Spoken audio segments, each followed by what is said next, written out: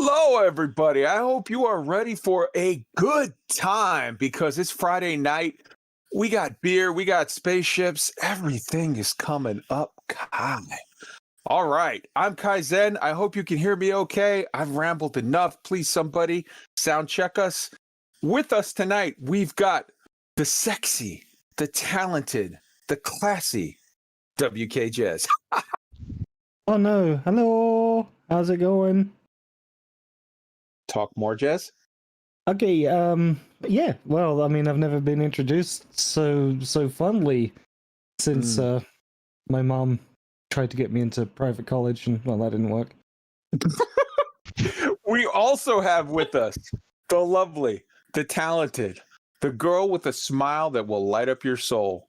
BOSSLADYB, say hi. Good afternoon, everyone. It is wonderful to be here, and I look forward to being part of this team with all these many people running all these awesome things. Is that enough talking? Yes, probably. Yes, yes. And I'm just typing out a message because I see Tweaked is in the chat. He is unable to join us just at the beginning of the show. He's waiting on his wife to get back, and he's got kid duty. So since there's going to be some sort of loudness and whatever, he's like, I'm going to stay out. And I said, nah, fuck that. I just sent him a message saying, Tweak, the second your wife gets home, if it's before the show ends, come join us. We'll just literally pop you in. We'll squeeze you in. We'll make it work. It sounds dirty. Also with us, as always, my main man, my first officer. Say hi to the people, Roy. Happy Friday, everyone. Glad you're with us. Hope you're having a good time, ready for a great show. All right. And wait, that's everybody on air for now, because I'm going to introduce, I'm definitely going to introduce Control when we get to the podcast intro, but that's all the speakers, right? Did I leave somebody out? Am I an idiot? Tweaked is joining us shortly. All right. So, all right, let's go through the chat real quick and say hi to the people. We got Nolan Sester, Swordsmith. What up, brother? Nomadic Star Watcher, hello, sir. Junior Burke, 306, how you doing? We got Mill Marshman, hey, man. Winter Mute, my brother from another mother. Yuna Sakashiro, the lovely, the talented. So, hey, just everybody, you know, the Roy story starts back next week, and we start with a arc of Mac Winston. But me personally, I can't wait, but I'm making myself wait because I love hearing it as an audio play. So, but if you can't wait to hear, like, what happens with Yuna Sakashiro? Fuck, you left us on a cliffhanger. You can go to Inara and you can actually, Yuna, you're free to post it in the chat. You could post a link, please, Yuna, to your Inara stories. People, you can go and read ahead. If you want to go with the book version and be spoiled, you could do that. I'm going to wait for the Roy Stories audio play, but it's good shit either which way. And I just wanted to say hi and thank you to you for your written contributions. We got Commander Single Malt Scotty. We got Commander Abel Eric. Good morning to you. I've probably been drinking a little bit more than you have at this hour, considering where you're at. Load 200. Hello. Recycled new ships. Oh my God. Oh my God. We got Wolfdragon, my XO in life. What up, brother? Big C75. Hello to you. Tweet, as I said, join us as soon as you can, brother. DH397, the streamer extraordinaire. This guy right here streams way better than me. He has his shit together. He does these long ass streams, and I know you're doing a big one. Everybody who's super excited for the new pet, whatever the fuck thing that No Man's Sky is doing, where they have this thing where they're like, oh, we got pets with freaking laser beams. DH397 is doing a epic stream on that coming up in like 10 hours or whatever. Like it's like 6 a.m. or some shit. Like look for it. He's doing an epic stream coming up, and catch him live if you can. If you can't catch him live, catch him after and check that shit out because it looks super, super cool. All of the new stuff with No Man's Sky has me looking like I gotta see. I'm picking that up for sure as soon as the thing goes on sale. It's noon Central Time. Noon Central Time is the this stream. So that one's starting a little later than some of the other ones, but check it out. Let's see. Everybody sounds great. Hooky Bookie. Hey, oh, couldn't sleep, so I'm up again. What up, brother? Bro Ken Wan. Hey, how you doing? All right. The audio is worth waiting for, says Una. She's a fan of Roy's work as well. Boss Lady, can't wait to see what you do with it. DH397. Yeah, I'm going to be checking that out as well. Roy, let me throw it over to you. Say hi to some of the beautiful people in the Twitch chat. Yeah, we're just getting warmed up on Twitch. We've got Wise Guy 77, Commander Shorty, and there's a few others who are still lurking and haven't spoke up yet, but I'd invite you all to join us as we continue on here. We'd love to hear what you have to say. Yeah, talk in the chat so that Roy can call you out. In the meantime, I'm just going to announce that this beer is defective. It's empty, but I got Commander another one. Allstriker just took us up on the offer. Hello. Allstriker, what up, brother? Yeah, he was in the Discord, in the Elite Week Discord we were talking earlier today. Good fucking dude. Solid dude. All right, we got a lot of shit to get to, so how about we stop fucking around? Control, play us the opening song, and let's get this shit rolling.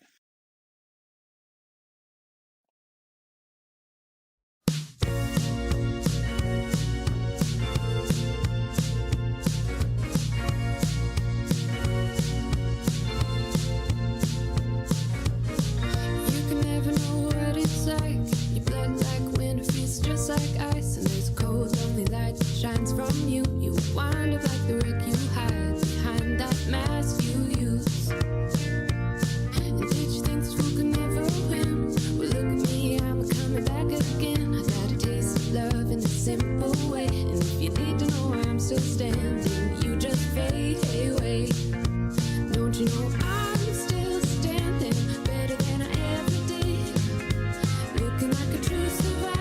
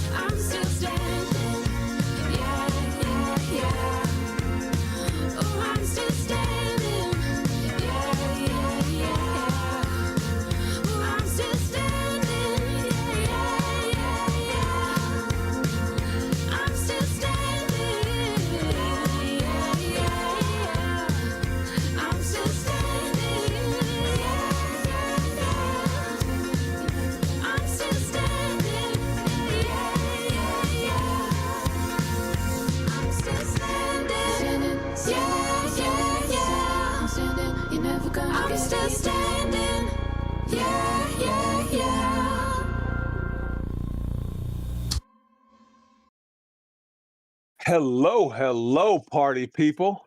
Welcome to Elite Week, episode 63, New Ships and Planet Tech Talk. Galactic Water Cooler, Friday, the 19th, 2021. So, I am your host, Kai Zen, and dude, I've got a beer in my hand, and we're flying spaceships. Life is good. I want to introduce you to everyone. Starting first off, we've got my XO, Roy. Say hello to the beautiful people. Welcome to the party, everyone. Glad you're here. Absolutely. Our tactical officer, Tweak, will be joining us shortly. He is on kid duty because his wife had to go run an errand. So he will be with us shortly, but Tweak is here. Our counselor, BOSSLADYB, is in the house. Say hello to Boss Lady. Good evening, everyone. It is wonderful to be here, and I'm looking forward to talking about new ships tonight. So it'll be awesome. Absolutely. And sorry about that. Our engineers, WKJEZZ, say hello to the beautiful people. Hello, everybody. It's the last Friday of the week, so make it count. For show. The last Friday of the week. I just figured out what you said there. Yeah. All right. I'm not as drunk as you think I am. I'm not as drunk I am. I don't know. We have our on-air producer, Kontrolldon, in the control booth. Say hi to the beautiful people, Control. Hallå, det är fredag och det är Elite Week. Enjoy. Absolutely. The Swede from Brooklyn is in the house representing. We also have a graphics producer, Swordsmith. We want to thank him for the work that you see on the screen that's making things even prettier than before. We've got an executive producer, Wolfdragon, who handles my shit because I'm fairly lazy. I don't like to work. And we've got a podcast editor extraordinaire, Monohive, that will be making this all sound beautiful for you, podcast people. I hope you enjoy it. Woo! That's a lot of people. We have, like I said, I keep saying we've got a good staff going now. If I can hire like 4 or 5 more people, I may be able to escape into confusion and just show up drunk and listen to the show instead of having to do anything. That would be great. Our cover art today is New Worlds. I hope you dig it. And yeah, our opening song was I'm Still Standing by Pomplamoose. Love that band. Our closing song is going to be When the Party's Over by Olivia Kuper Harris. I hope you enjoy it. So let's get right into things. We have today a great show planned for you. We landed on Mars. Woo! We've got a chat with the lovely and talented Dr. K about Planet Tech, a Lakon buyout, Rochester behind bars, and new ships. Shh, don't tell anyone. All this and more, so stay tuned. If you're listening to us on the podcast and would like to see the live show and visuals, check us out on YouTube at youtube.com/Elite Week and on Twitch at twitch.tv/Elite Week.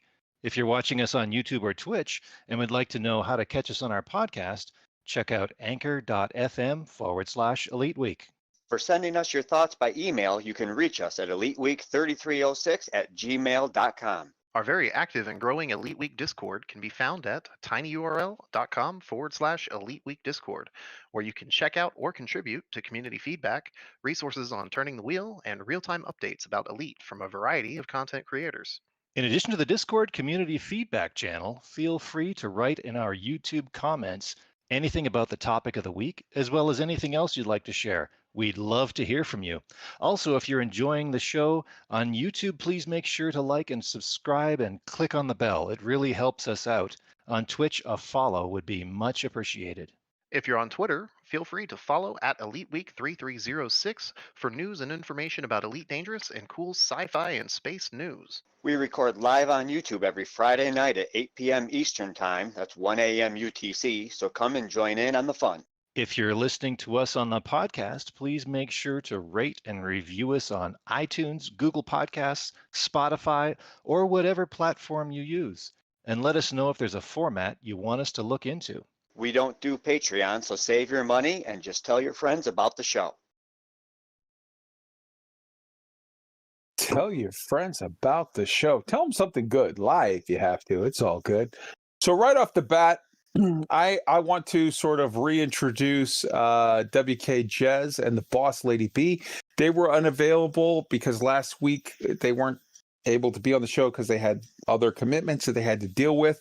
And I know that Boss Lady specifically messaged me like 3 times to say, you better let me say what I love about Elite. So I'm going to just hand the mic over to them and give you a minute or two to say all the awesome stuff that you love about Elite.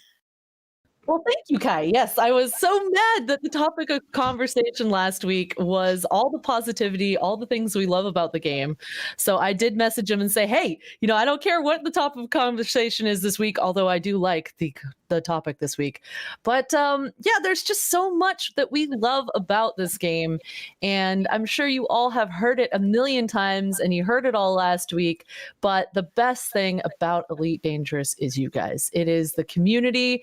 It is the people that love this game, enjoy it, and the conversations and the wonderful stories that people create within the sandbox that is Elite Dangerous. I mean, just this last week, a special shout out to Servidian for coming over to the charity stream and donating and doing so much for the community. And, just through barely knowing me because he knows Kai. And that's the type of generosity and just amazing support that this community has for each other. And the Fuel Rats, the Hull Seals, I mean, these organizations are volunteer organizations, and it shows how the players love to help each other and all the incredible stuff that goes on between people inside this universe. Not saying anything else because, I mean, we all know the game is beautiful. We all know we love the ships. We all, we love making credits. There's so much to love about it, but that's the main thing I wanted to say. So very much. I want to second your shout out of Servidian and say that, dude, that is a fucking beautiful human being. He is a cool dude. He's cool to talk to. We talk in private and little chats here and there. He's very active in the Elite Week Discord with interesting and insightful opinions and like viewpoints on things. And also, just as a heads up for those people that are enjoying the improved visual component of the podcast show on YouTube and Twitch, he's like some like rich investor guy in real life, but he does like professional level photography for funsies. Like that's a thing that he enjoys, and he like does these amazing also in-game like pictures, photographic art, whatever you want. Like, I don't know, I'm not that complicated. I'm not that fucking deep, but he does these like amazing pictures in the game, and he's posted a bunch of them in the Elite Images channel. We've used multiple of them as thumbnails for different things in the show. So I just wanted to say he is like one of those guys, one of those like SPVFA level art photography guys in the game. So I'm sure you're seeing some of his work in this slideshow as it goes through. So big salute to you, Servidian. Cheers. I'm going to down another one for you. And while I do, Jez, do you want to elaborate on some of the things that you love about Elite Dangerous? Yeah, a lot of it is a continuation from what BOSSLADYB is, and I think that more plaudits has to go out to the Elite community, because for the career I had for streaming, I saw as a relatively unknown person at the start of it a turnover of $6,000 for special effect charity. And, thinking back at some of the other things that people have done for people in need and everything else, it's not really... Yeah, Elite Dangerous to me is not so much a game now. It's the stories and the narrative and the representation of the kind of spirit of people, I guess, that makes it really, really work well for so many people. So it's definitely like Elite Dangerous is nice, but let's face it, the real heroes of the game are the people that play it and create the narrative and create difference making for people. So I want to thank everybody for that and letting me be a part of it. True. The real heroes is the people in the community. They are the people in the community, as well as a couple of once in a fucking generation life like geniuses like Dr. K. Ross. I love you so much. David Braben, I love you so much. Dav Stott, I love you so much. Like, yeah. And yeah, so 100%. That's cool. That's legit. All right. So next up, we have, let's see here. We have, the Dark Wheel update. It's the Dark Wheel update. It's the Dark update. So the Dark Wheel has been gaining ground steadily. It's been, slow and steady. We've been screwed by a couple of things. First off, there was a little bit of opposition, let's say, to our efforts, and that's fine. You little trolly trolls, God bless you, you little trolly trolls. You do what you do. We crushed you. Also, we got kind of screwed by system states, but that's now flipped in our back around to our favor because the work that we've done, and when I say we, I mean Wolfdragon as the current general of the mission, as well as the members of the Black Sky Legion, as well as the members of the Rabbit Hamster Assault Force, as well as the people that are both in the Discord following the standing orders and the people that are on the 20 plus different Discords that are subscribed to our standing orders that are doing the mission, as well as the people on the forums who are like, I don't do Discord, but they are following the mission. You guys are getting it done, and I love you all. You guys are fucking rock stars. We are now at the point where I think tomorrow we are going to engage the war with the controlling factor, and I absolutely believe that it will be a 4-day sweep, and we will own this system. After that, another week, and we'll be pending expansion. Then it's 12 days waiting. Nothing we can do about that. That's built into the game. And we will expand, and we will test the Soul site. Now, there's been all kinds of excitement and questions about, like, hey man, did you see what they said on the live stream? I think, expanding into Soul might work. You might expand in there, or you might grant a permit of some kind, or you might get a mission from the Dark Wheel or something. I don't know. Maybe that happens. Maybe that doesn't. We don't know. That's why we test it. But a lot of people seem to think that that's going to do something. And if it does, I will be super excited, and we'll follow up on that.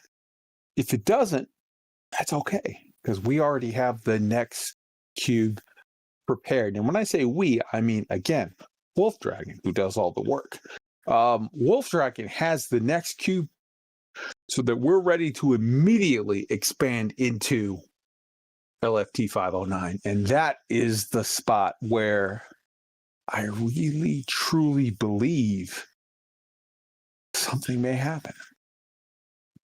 I think that is the spot that is the home of Dark Wheel. I think that is the spot that we were meant to get to. And I think that will turn into a new permit, a new something. So, all right. Either Soul, which we're testing now, we're in the process of doing, or LFT 509, which we're in the process of testing very soon as the game will allow, according to the preset, like 12-day wait for pending expansion to active landing, mechanism. But that's where we're at. So I hope that all of the people, there's been like legit, the pilot did a whole thing about how like, oh man, I think I was wrong. Looking at this, it looks like something's happening. And other people have been very, very, very excited. And it's been a thing where we've had just massive numbers of people joining the Discord and getting involved. For those who don't know, you can join the Discord. It's in the link in the show notes for the podcast and the YouTube video. You can join the Elite Week Discord, and the bottom channel is like the bottom room is just all channels for the Dark Wheel project, and you can get involved.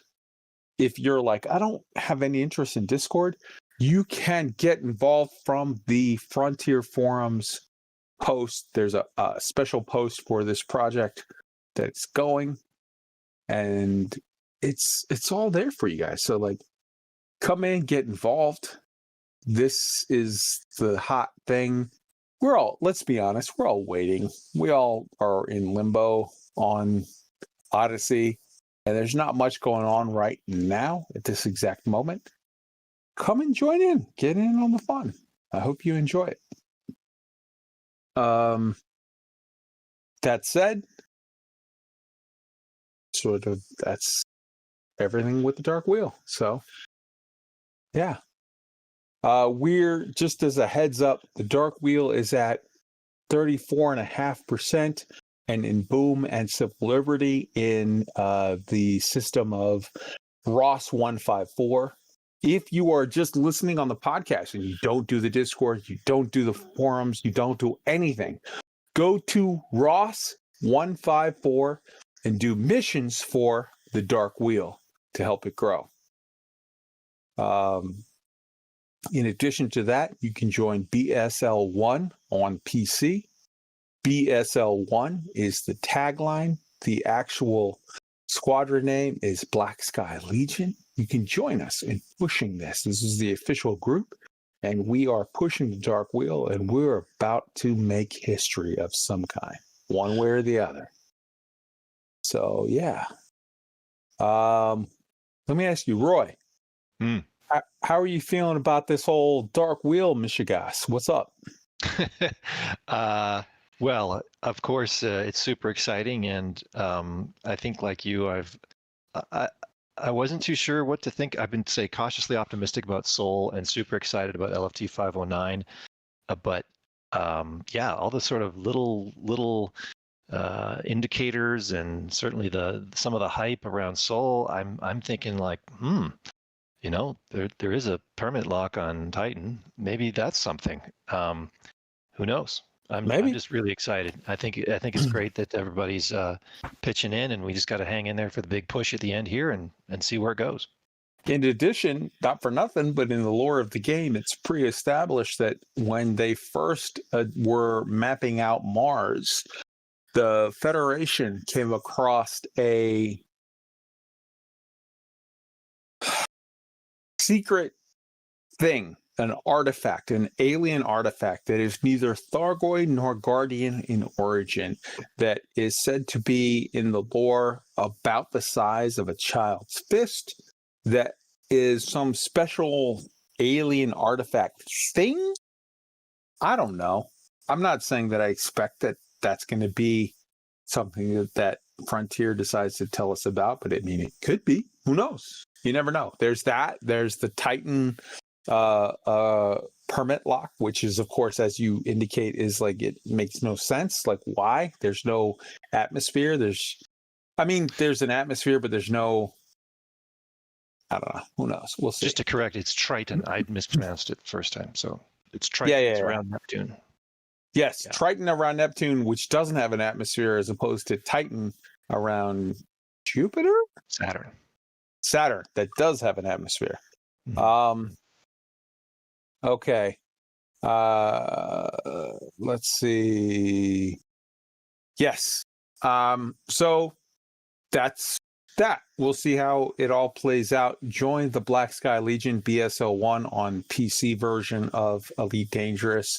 And yeah, that's what's up.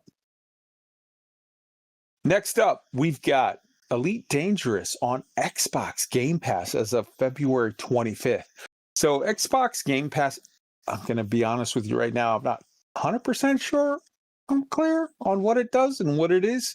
But as I understand it, for those people that are on the Xbox that play Elite or play on the Xbox period, there's this thing that's an Xbox Game Pass that you pay some monthly subscription and then you get access to like free this month, this game, and this game. Free next month, this game, and this game. And it's going to be like free this on February 25th, as of February 25th, like Elite Dangerous. And we sort of expected that's going to be a lesser, but another version of the, rush of like the gold rush of new players, like that was experienced with the Epic Store free Elite Dangerous thing from like November-ish. So yeah, that should be very, very cool. And in addition to that, it's such a big thing if you look at all of the Xbox Game Pass members that you're literally going to have some people even earlier or later that they're like, oh, I saw that this was on Xbox Game Pass, and they sort of wander into the community and they're like, what's up with this? And they look at it, and it's a very cool marketing tool, PR tool sort of thing where it puts it in front of a bunch of people and it lets them look at it and lets them go, oh, I didn't know about this. This is cool. Boss Lady, I know you had a question about the, that whole thing. Go ahead. Yeah, I mean, you kind of summed it up, but I just wanted to add in that we've already seen people kind of wandering in who are seeing that it's going to be on the Xbox Pass next week. And it is that opportunity for people who may have heard about Elite, but also for a lot of people who have never heard about Elite, they're going to be like, oh, what's that game? Click. And communities like this one are great because if they wander on into Elite Week, they'll get all this information and meet all these wonderful people that can tell them about the game. Absolutely. Thank you for saying that. That's very nice of you. My XO in Black Sky Legion and my executive producer of the show is messaging me to say that BSL1 is now at over 56 total members. Just did a round of application acceptance. People are joining all the time. So yeah, get in on that. And as Boss Lady is saying, this is a really awesome promotional sort of marketing, orgy of new players, which is great because new blood, it's new people, new ideas, you're going to have Elite Dangerous is a game that has a very high sort of learning curve, and it's very, very expansive and deep, and that's going to turn a lot of people off because a lot of people are going to want the sort of World of Warcraft. I go to a place, I'm in a thing, they got question marks on their foreheads, I click on them, I go to a thing, they got an exclamation point, I turn it in. Yeah, there's going to be the facile people that want the super simple, lead you by the hand theme park. And Elite Dangerous isn't that. Elite Dangerous is a brilliant, amazingly deep, very hard, unforgiving, very rewarding if you get past the initial whatever and get into it. A sandbox of like, there's all this out there for you.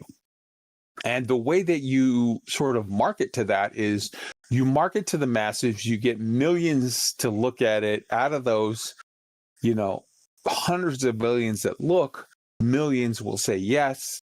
Out of those millions that say yes, hundreds of thousands will stick with it. Out of those hundreds of thousands that stick with it, thousands will fall in love and go for the long run. That is sort of the math of this. And yeah, so it's beautiful that they're doing this. It's good. It's a good thing in the long run for the game. Jez. I think it's good and very important to be building the Xbox community especially for space games, because a lot of us as PC players always factor in Star Citizen in the mix. Well, you don't have that option on Xbox. Really, how do you explore space, you know, so freely?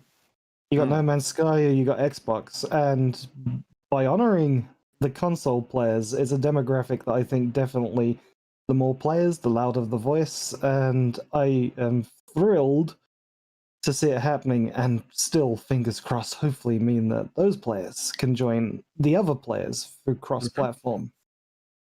For sure. That's a good point. Like, that's the point. You get a bunch of people in and you filter them through, and some stick and some don't, and you grow the product. Next up, we have Sagittarius Eye Magazine, issue 33, which dropped February 18th, 2021. It's 40 minutes long, so it just dropped the other day. In it, you have 3 major articles. You've got the SCARAB Mastery Challenge, where they talk all about the SCARAB Mastery Challenge that Osashis won. We talked about it last week. It was even the thumbnail for last week's episode. And yeah, it was legit. There is so much cool things. Elite Dangerous does not get the credit that it deserves for the physics model. I think it has the best, and I'm a huge Star Citizen fan. I'm not a Elite fanboy who talks shit on Star Citizen for nothing. I enjoy them both, but I'll tell you, Elite Dangerous has the better physics models for flight and for the sort of the SRV stuff, the you know, flying and all the cool stuff that you can do with that. It is legit. Whereas the Star Citizen ground vehicles, whether you're talking about the rock miner or the, I forget the name of the little golf cart there, or the name of the, is it the Kodiak or whatever the hell that, I own one, I don't even remember. There's like a thing that looks more like the Lost in Space ground vehicle there, but they don't have the little sort of jet rockets that you can boost and jump. So yeah, the SCARAB Mastery Challenge is amazing, and it is fairly unique as of now to Elite Dangerous. And huge salute to Osashis for winning it. And yeah, that was good shit. In addition, they had 2 other articles. They had the spotlight on the Imperial Courier, which is a very, very cool ship if you get down to it. Like, people are like, you know, the Viper's faster. Yes, it is, but it won't be that fast if you allow for decent jump range and the, you know, carrying of stuff and combat proficiency. In addition to that, there was the of Eagles and Angels expedition. I voiced part of that. I'm one of the crew of the voice actors for Sagittarius Eye Magazine, which is a cool expedition and deserves, you know, to be looked at. For sure, take a look. Go to www.sagittarius-eye.com and check out episode 30 or issue 33, February 18, 2021, 40 minutes long. This is the last episode of SAG Eye Magazine that will be just podcast only. They were doing where they had like a online PDF magazine in addition to the podcast. Then they just suspended it like a dozen or less issues back. And then they are bringing it back now because they've got new stuff with Odyssey. And they're like, we're going to do the podcast and the PDF version again. And the PDF version has amazing art assets. So go check it out when it comes out next month. I think you'll enjoy it. www.sagittarius-eye or Sagittarius-eye.com. Check it out.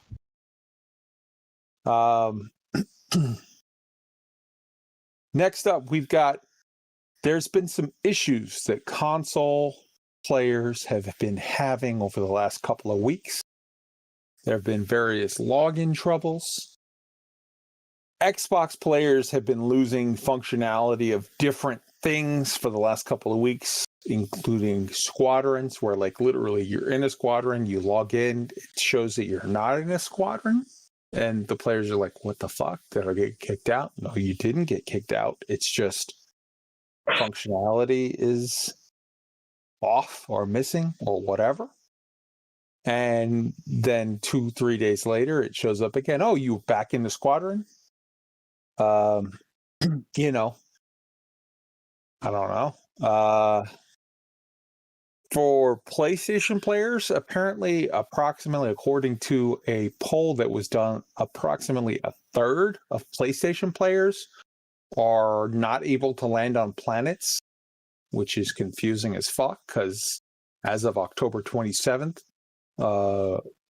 Horizons was patched into the base game, so every player should have access, but apparently there's a ton of PlayStation players that either are unable now or were unable for a period of time over a week to log in to the Horizons access, so they couldn't land on planets and whatnot.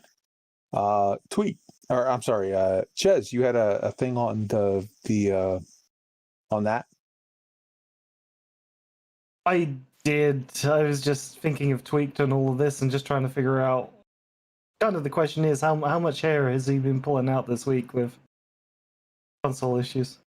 Yeah, he was having console issues for the squadron content. I don't think he was having any issues for landing on planets. I think that was a different thing that was just for the PlayStation people. But I can tell you that, and I'm saying this because Tweak's not here, he'll be joining us shortly, but Tweaked was having a weird balance of frustrations from the squadron stuff not working the way it was supposed to for a couple of days, and then it did, balanced against amazing joy on how awesome Elite Dangerous is running on his Xbox S or Xbox X, whatever I don't know what they're naming, whatever, but the new one of the, no, there's two new ones. There's an S and an X. I don't know which one is which, but like, he's got one of the new ones that's really good, and he's super happy. Like, oh my God, it looks better than it's ever looked, and it runs faster than it's ever run. On the one side, that's all pros. On the con side, he's like, my squadron disappeared for a couple of days. Like, I don't know. Xbox Series X he's typing it in the chat in the back room for us. So yeah, he's got the X, which is the good one? Question mark? I don't know, Xbox. Whatever. So there's all of that.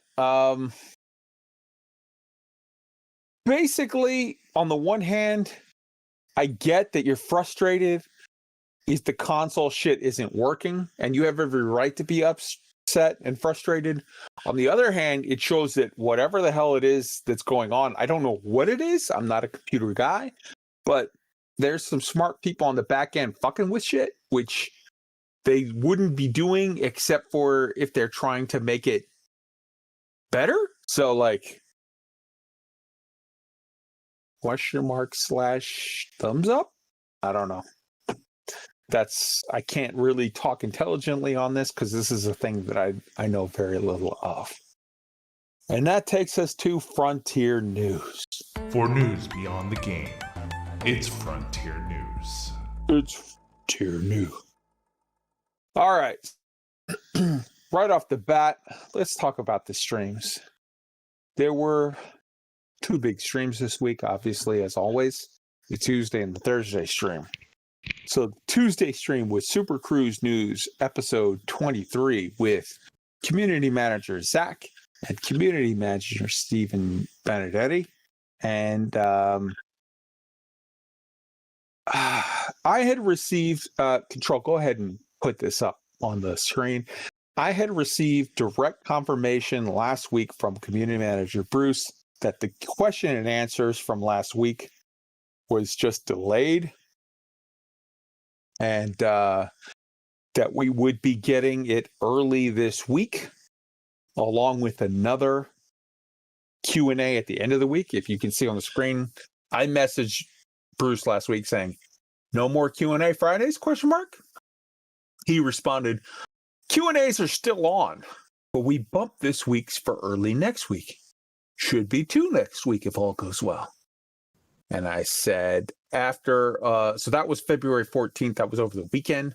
On the 16th, I'd received news that had indicated that we were going to have a Dr. K stream in lieu of that week's Q&A. So I had messaged him saying, so assuming the Thursday stream with K is in lieu of one of the Q&As, are we still getting the other ? To which I received a response. So let me clarify. That was, I asked that after the stream. On the stream, I had asked them repeatedly, like, hey, I asked them twice. I was like, hey, I was told by a community manager last week that the Q&As were still going on and that we'd get 2 this week, 1 early and 1 late at the end of the week. What's up? Are we getting those? Despite the fact that on the Tuesday, the 20 Super Cruise News episode 23, the live chat was just dead, and that my comment stayed on there for quite some time, they ducked the question. After the stream, I got a message from Bruce saying the Q&As are on hold for the time being to resume later. The stream is in lieu of the Q&A. And I had responded back. So the last message that you sent me like a couple of days ago on the 14th was not accurate then. To which I got not a response. So that's that. We were supposed to get a Q&A last Friday. We never got one. They never said anything about it. I asked privately, hey, what's up? And I got back an answer saying, oh, you'll get it. There was some holdup. You'll get it early next week. Monday, Tuesday, whatever, you'll get it. It never came. I asked about it on the stream. I got ducked. I asked about it again. They ducked it again. I asked about it privately. And I got this response like, oh, by the way, yeah, nope, changed my mind. We're not doing that. Okay. In addition, if you remember, last Tuesday on the Super Cruise News, not last Tuesday, but the Tuesday last week on the Super Cruise News, I had asked on the stream, hey, what's up? It's been over 2 months since we got a dev diary. Are we getting one soon? I'm not asking for a day. I'm just saying, are we getting one soon? Can you give us any clue? To which Bruce had responded to my question that oh yeah, no, there's one slated for towards the end of the month of February. Kontrolldon, can you play that clip, please?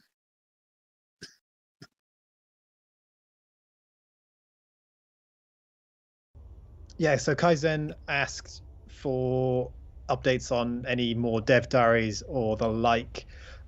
We don't have specific dates to announce, but we do have more of those kinds of things planned.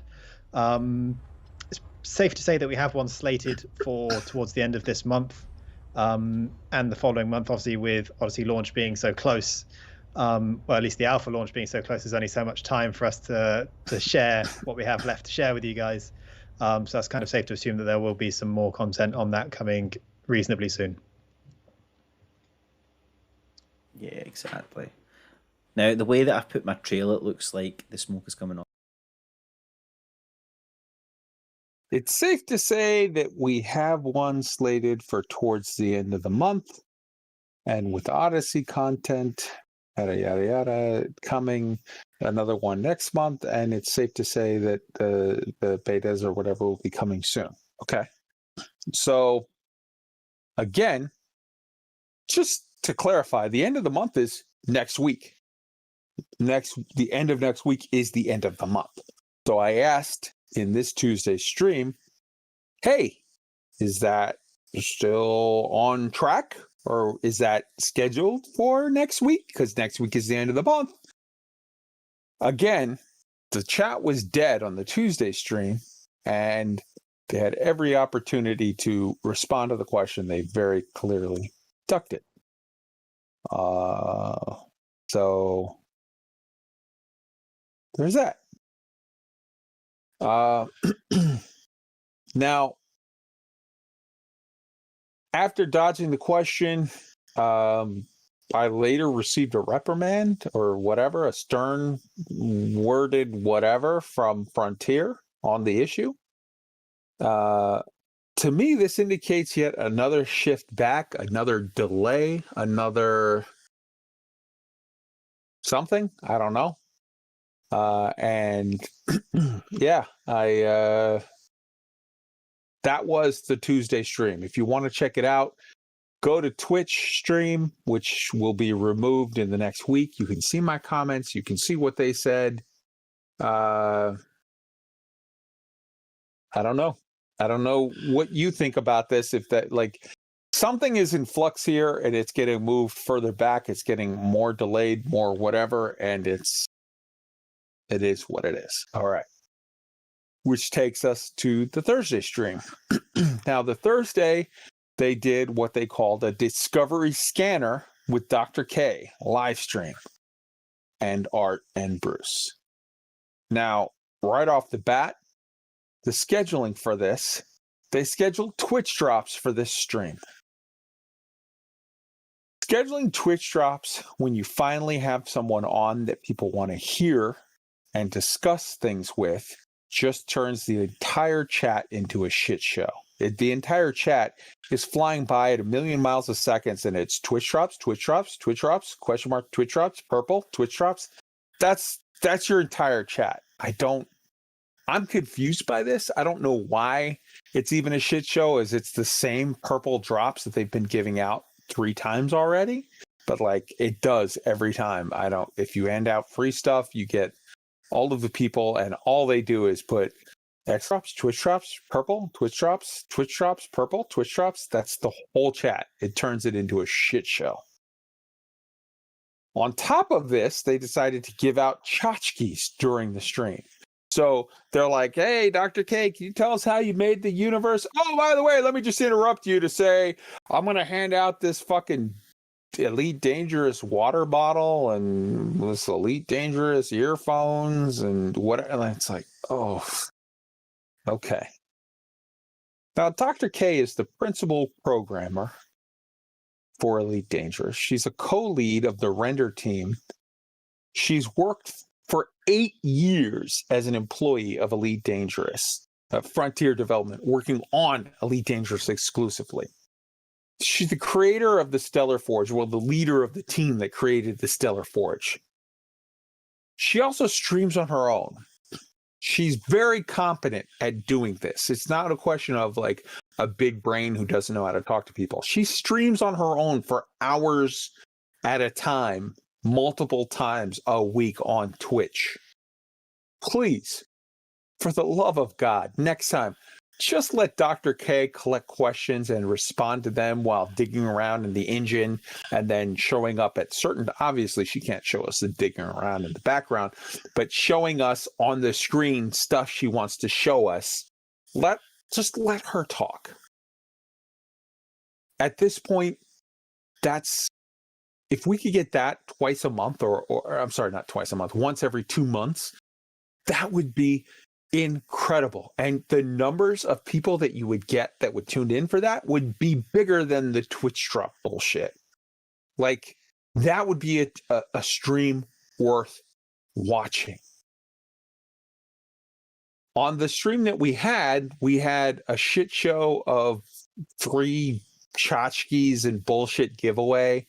And just as much talking was done by the community managers as Dr. K. When you have Dr. K there, nobody wants to hear from the used car salesman. Just stop talking and let Dr. K talk.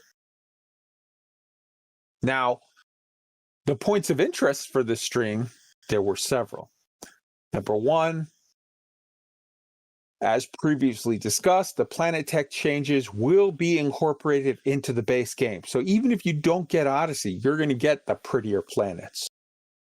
The lighting changes and shadows and whatnot upgrades from stars and atmospheres across the base of the game. That's everybody gets that, not even just Odyssey buyers. In addition, there's something called PBR materials. It's an upgrade to the system to the visual characteristics of ships and other items. So our ships are going to look better than ever before. In addition to that, all landable planets in the game will be regenerated. That's got pluses and minuses. There's good parts and bad parts to that. Let's start with the cons, the minuses. Say goodbye to the Pomesh Ridges and Mount Everest. The pros, we get to go on an Easter egg hunt and scout for the entire galaxy for new weird stuff. Maybe a planet like it's re-rolling the dice. So maybe one of the planets that previously was boring as fuck now has cool stuff. That's awesome. In addition to that, Dr. K made a small slip, or maybe a hint on purpose. I don't know. She's a fucking genius. I don't question that stuff. I let it go. But that the new planet tech is designed to be far more robust to allow for more than just, quote, as she said it, these first group of planets. That's an exact quote. Now, obviously, that hints at the continuing the atmospheric spectrum, i.e., after that, you've got gas giants, ammonia worlds, water worlds, Earth-like worlds, colonized worlds, maybe, whatever. That opens up a whole door. But then she stopped and corrected herself, so she got it 100% right. Nobody can crack on her for the stream, because she said, well, let me correct that and just say these planets. But the initial slip hinted at there's more on the atmospheric spectrum that's coming in Odyssey, and that's what I've suspected, and that's what I hoped for, and I fucking love you, Dr. K. So for now, while now the Odyssey worlds don't seem different at all in game, you've got, what are the Odyssey worlds? The tenuous atmospheric worlds that comprise of the following categories: rocky ice, metal rich, and high metal. They seem quite the same now. If you look at them, it's kind of whatever. They're going to look way different in the future. Also, there are separate regions that are called geomes that will have distinct looks, such as, polar ice caps. And the way that the rocky, they said there was a thing with like rocky distribution or something. It's going to change the distribution of the fumaroles and the rocks and the different things on the planet's surface. All amazing. On the con side, again, with there are certain extreme mountains that are just crazy, super high. They'll be far less likely now that there is a more realistic gravity proportional whatever, like that is going to be factored into how the worlds are done, the different planets are done. And yeah, lastly, I want to say, while the talk is great, there were no new visuals shown. I still have my summation to get to, but I'm going to stop myself and get to the other people that have comments on this, and then I'll do my summation. Boss Lady, you had some thoughts. Go ahead. Yeah, so I kind of have two different pieces. The first is the remapping, and I think this is the one that we're all the most excited about and focused in on, which is that we're going to see another rush like when they added in the tritium and it changed up the hotspots in the rings. And we're going to see a lot of people getting out there and really pushing exploration and trying to find those new epic locations. And so I think there actually is going to be a lot of kind of energy infused in, even though those spots that we love are going to be changed. It might also push people to want to go out and see those spots before they're changed. So I think we're going to see a lot of exploration coming in on that. Absolutely. And your other point? Yeah, so the other point I wanted to talk about was kind of the combination and what you said up front about combining the Twitch drops and an information stream. And I'm really excited to see FDev taking a lot of these suggestions the community has given and trying out these really new things like adding the Twitch drops and having kind of a roundtable discussion with a community member. I think you hit on a good point that maybe they've discovered that those two things don't really go together, but I'm really excited that they're trying out some new ways of engaging us and engaging the community and pulling people in to watch these streams. Absolutely. Jez? Yeah, Dr. K. Ross, I would go as far to say is actually kind of, I'd call her a friend, really. We've done podcasts, well, not podcasts, we've done interviews together and also kind of played games on her stream and stuff together as well. And it bears mentioning that socially, her cards are very, very close to her chest when it comes to discussions about Elite Dangerous formally.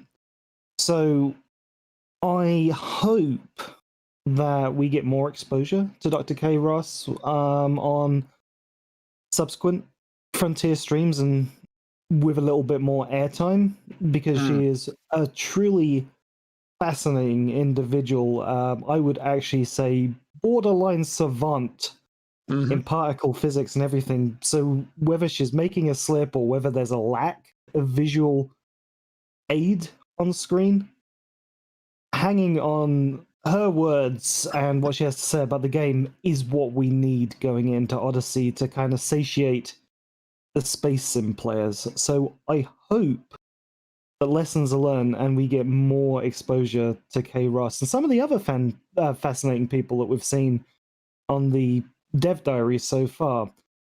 To market Odyssey, that's really what I would love to start seeing coming 100%. up. Yeah, 100%. So first off, I'll say with regard to Dr. K, I also consider her a friend. She is a beautiful human being. She is an incredible woman. With regard to her playing things close to the chest, she does that outside of the Elite Dangerous streams because that's her job. She's a very conscientious and very good and very proper employee. So when she does her private streams and she's playing Phantasmagoria or, Human Fall Flat or whatever, and people come in and ask her Elite Dangerous questions, she quite rightly says, I can't talk about that, or whatever. Like, this is my private stream channel where I am representing me as a human being, me as a woman, me as a gamer, not me as a Frontier employee. I'm not going to talk about Frontier stuff. And that's what she's supposed to do. She absolutely is.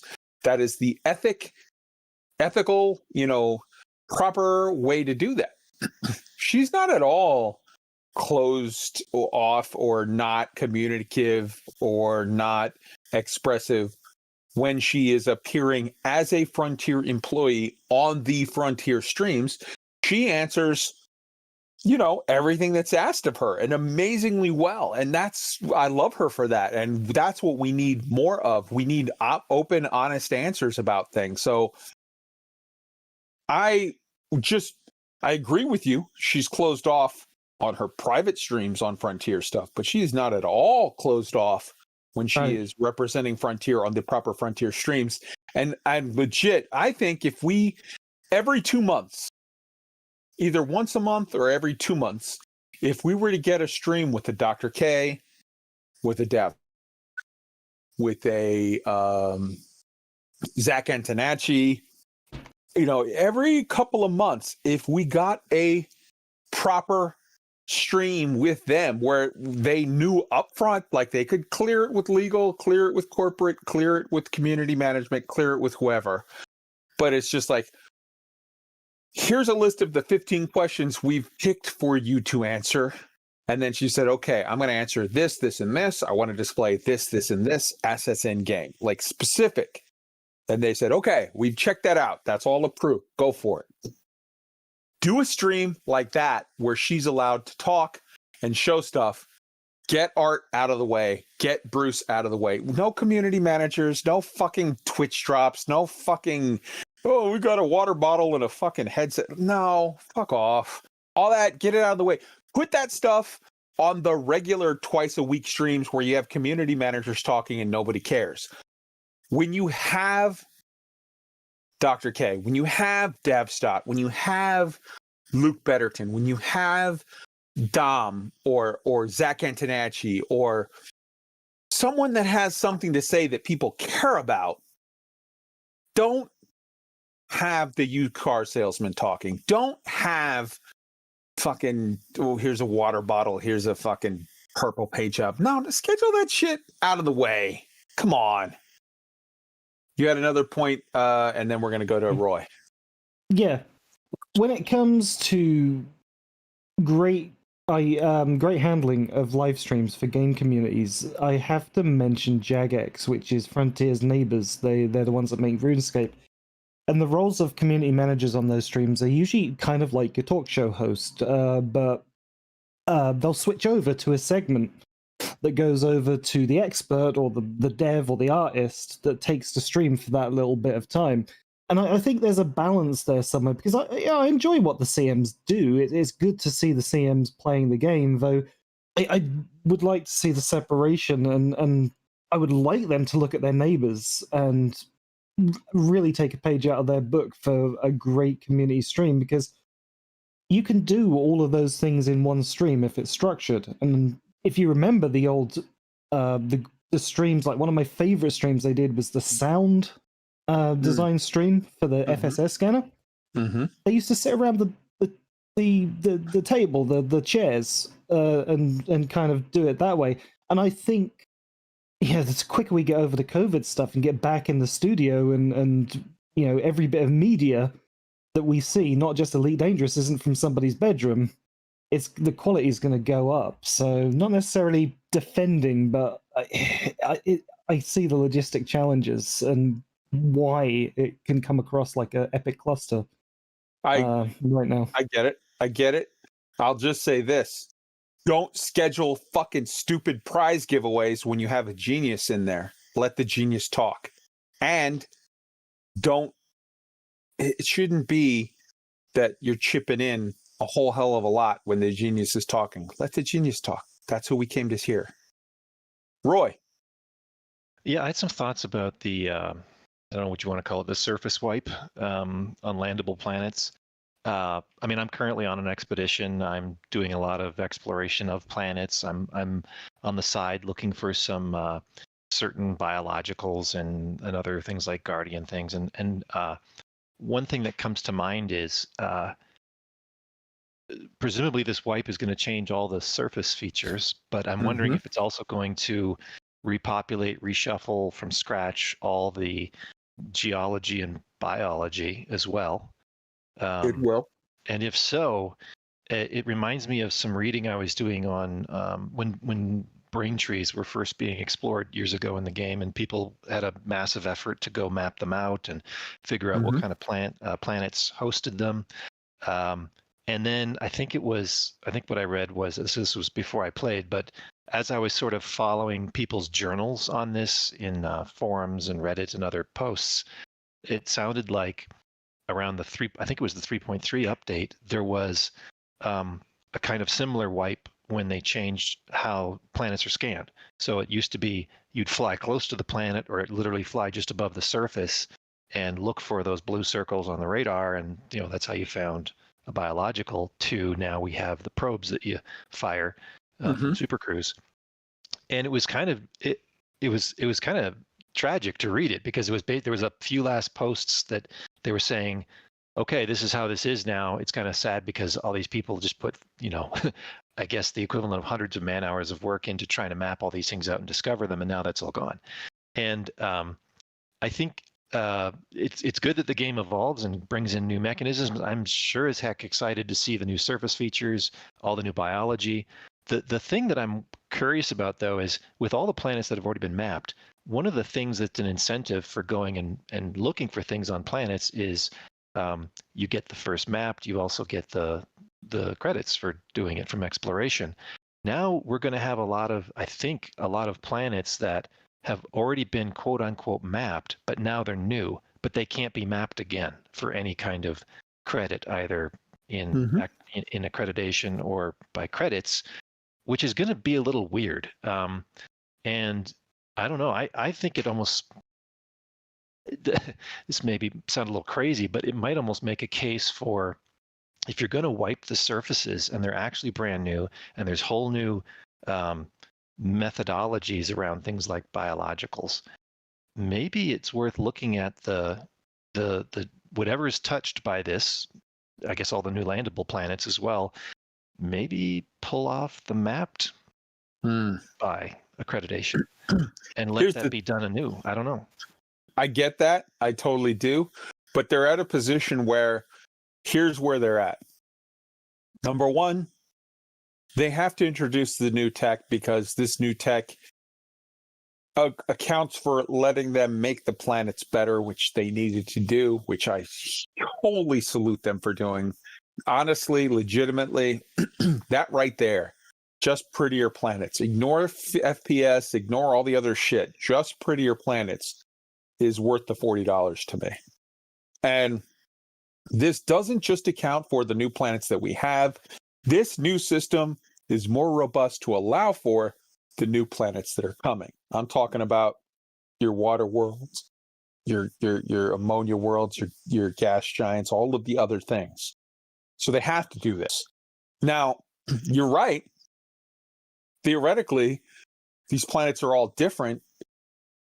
It kind of makes an argument for removing the mapped by and allowing it to be remapped now that it's changed. But that touches into a very specific nerve of gamers of, you can't take my shit away. I was the first one to map that. I mapped that. I have the credit for it. My name is right there and it should be there forever. I was promised. Whenever you take away shit from gamers, they are super entitled and will freak the fuck out on you. So maybe just a quick counterpoint to that. There is a way to accommodate both of those. If they had a bit more sophistication around how they recorded it and how they displayed it, there's nothing saying you couldn't still preserve someone's first visit there, and somehow make it clear whether it was pre or post this massive change. So you could end up with two mapped buys, one for the old kind and one for the new kind. I mean, the issue.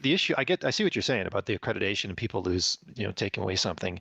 It's also sort of an efficiency tool when you're exploring. You jump into a system. If it's brand new, everything's brand new. You get, like I said, all the things on it. If it's already been explored with trillions of bodies in the galaxy, it's like, I know there's a lot of people that just keep on flying. We're going to end up with a lot of systems that have a legacy mapping and probably get flown through, because why waste your time on one that's already been mapped, even if it's been wiped, when you could be doing one that hasn't been mapped, that's been wiped. I think I'm not arguing with you. I think you're absolutely right. However, I think the fact of the matter is post Odyssey, people will just be checking every planet, whether it's been mapped or not, for like, hey man, is this one with amazing canyons and mountains? Does this one have? Remember, there's that Mount Everest that it's like, they call it that because it's like the Mount Everest, but it would never occur in real life. It's not possible. So like, holy shit.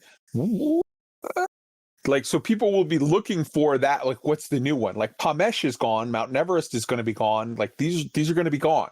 But there might be new ones on worlds that were previously unexciting.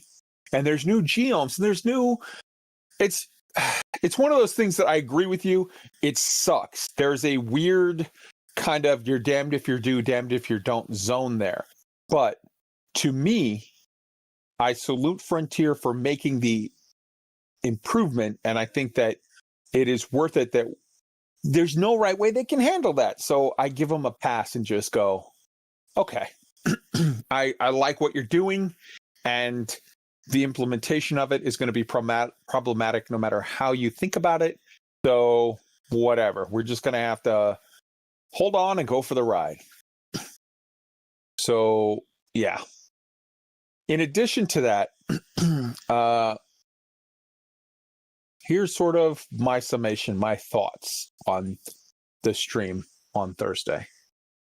I love Dr. K madly, and I think that Dr. K is amazing. And as I've said, I think having a Dr. K stream was brilliant, and I think that they should do it regularly.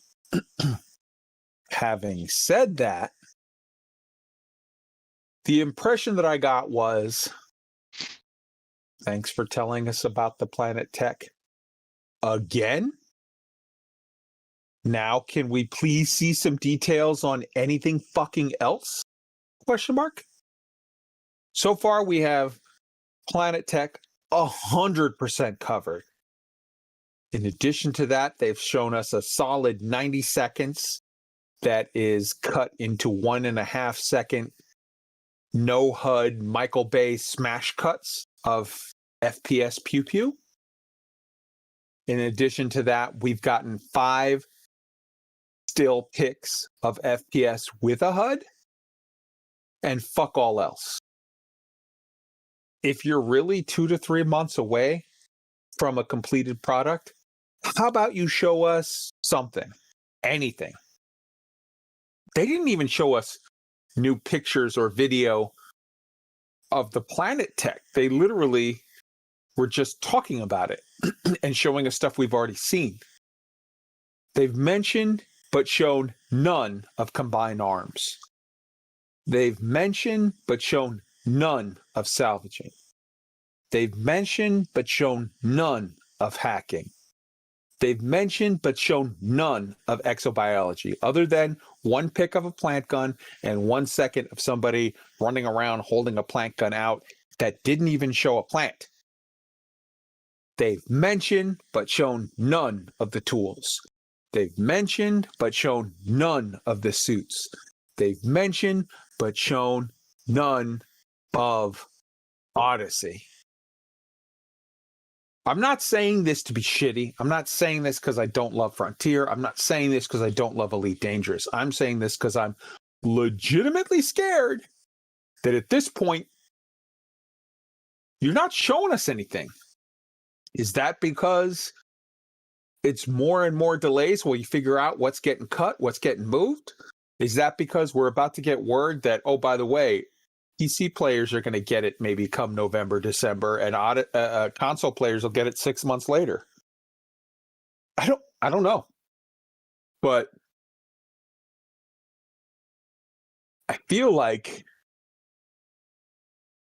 this is stalling. And I feel like I love you. And if you were honest with me, I could accept it and work with you. But if you lie to me, I have to call out the bullshit when I see it. Jez, you had something? Yeah, I was just kind of riffing with Roy about the multiple levels of map buy. I think it's just a case of having to squint our eyes and probably just accept that the landscape has changed and it's not really explicable. I know it's a bit kind of nah, but I agree. It's a game. You have to kind of give them, you have to work with them somewhat. You have to give them a little bit of disbelief or whatever. Yeah. So long as they're honest with you, you can work with them. See how that works? Yeah. Well, do you mind if I ask you a question? Because I kind of am debating about this internally, and I think it's probably something that you or anybody else might answer better to form my own opinion. But do you think that the way they're handling it, they are going for a coup de grace for the last thing? Because, I mean, that is my deep belief. I want to believe that they're leading up to an epic finale. Oh, you sweet, sweet summer child. I want to believe. Like X-Files, I want to believe. I want to believe as well, but it's like, I want to believe, but I'm not going to climb the roof and jump, because no. I love them. I believe, honestly, let's cut the bullshit. This is what I honestly think. I think they hit a roadblock. I think they fucked up. I think they're trying to like behind the scenes, like, oh, we'll sweep it under the rug. Maybe nobody notice. Maybe a lot of the new players won't notice. Those of us who know what's really going on do notice. But like, let's look at it from an honest standpoint. Frontier Development have already proven they can put out a great fucking product. I am a fan of them. I am a fan of their game. I think this is a blip, man.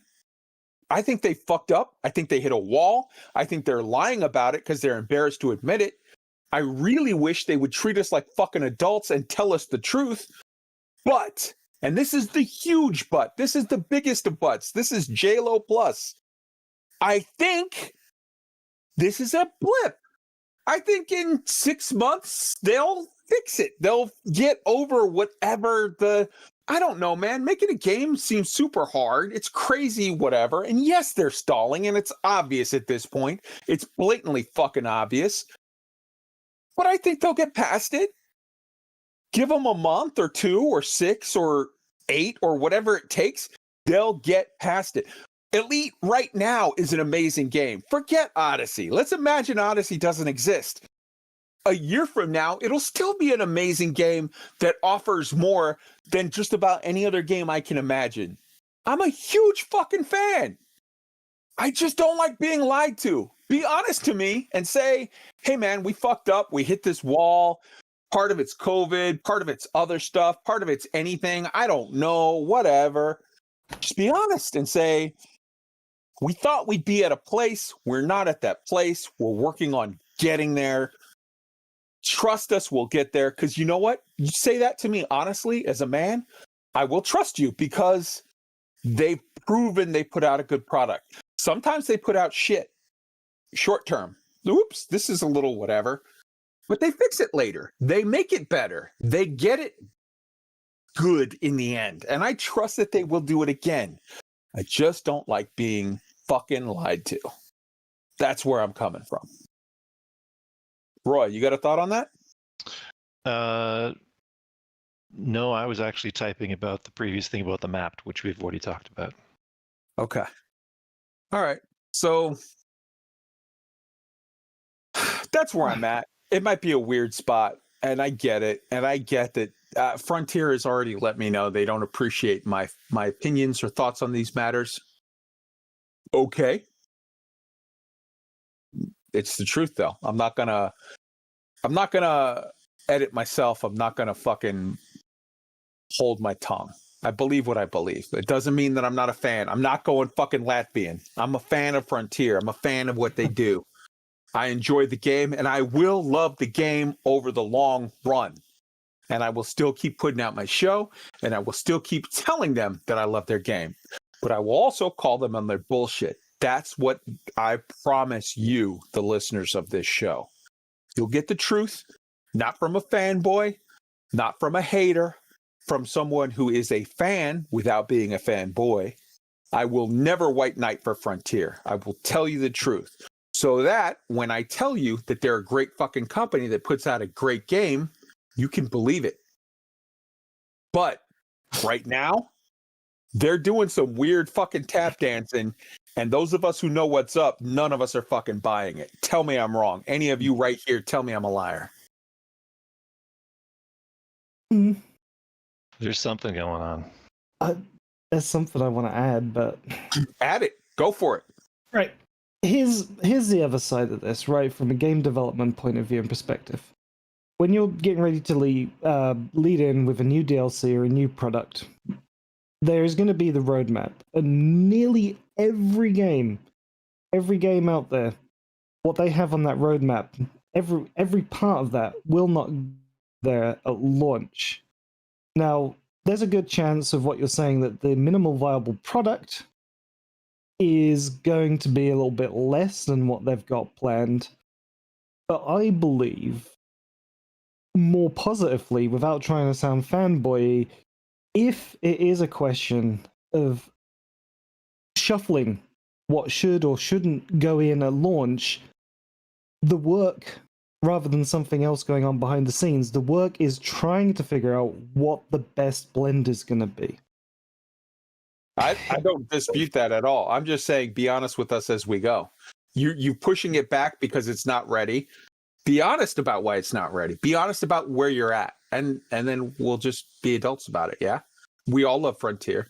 We're all willing to extend them the benefit of the doubt. Just be honest.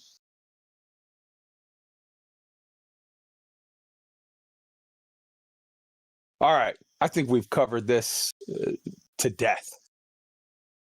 The one thing I will say is that we have in the show notes a link to the awesome Reddit summary notes of this whole thing, as well as the YouTube link to the Dr. K Discovery Scanner on Planet Tech.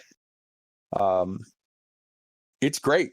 I do not want to be seen as talking shit on it because I love it and I love Dr. K.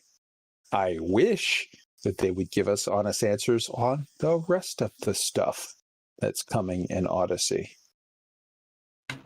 Which takes us to Frontier News.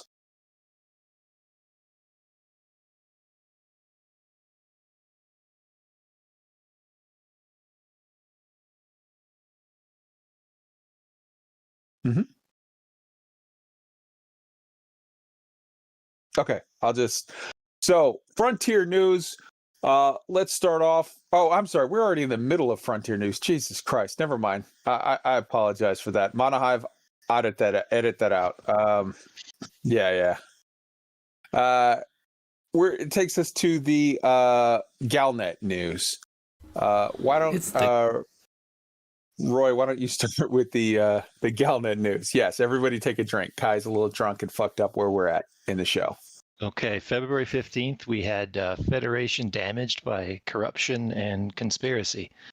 Corruption and conspiracy in a galactic government, I'm shocked. Totally shocked. Apparently they are too. February 16th, Alliance bails out Lakon Spaceways. That showed up again in a few of the future stories here we'll touch on as well. February 18th, there was 2 stories. Rare goods required for Galactic Summit. That was the lore side of the CG kickoff, which we'll talk about. Number 2, on February 18th, victory for Federal forces against Jupiter Division. That's the lore side of the conclusion of the previous CG, of the combat between the Federation and the Rogue Core Dynamics group. And then on February 19th, Lakon Spaceways headquarters moves to Alioth system. So now all shipyards within the Alioth system are offering a permanent 5% discount on Lakon vessels.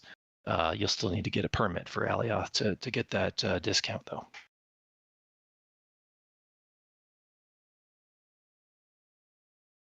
And let's roll into the community goals. So we have the newest one is rare goods required for the Galactic Summit.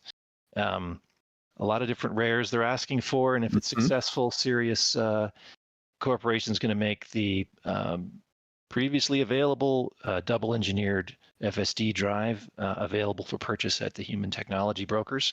That's a great module. Yeah, it is. Them expanding the use of that mechanism. And then, of course, the fight between the Federation and Jupiter. Jupiter went to the Federation. Not a huge surprise. Would have been nice to see where the lore might have gone had it gone the other way, though.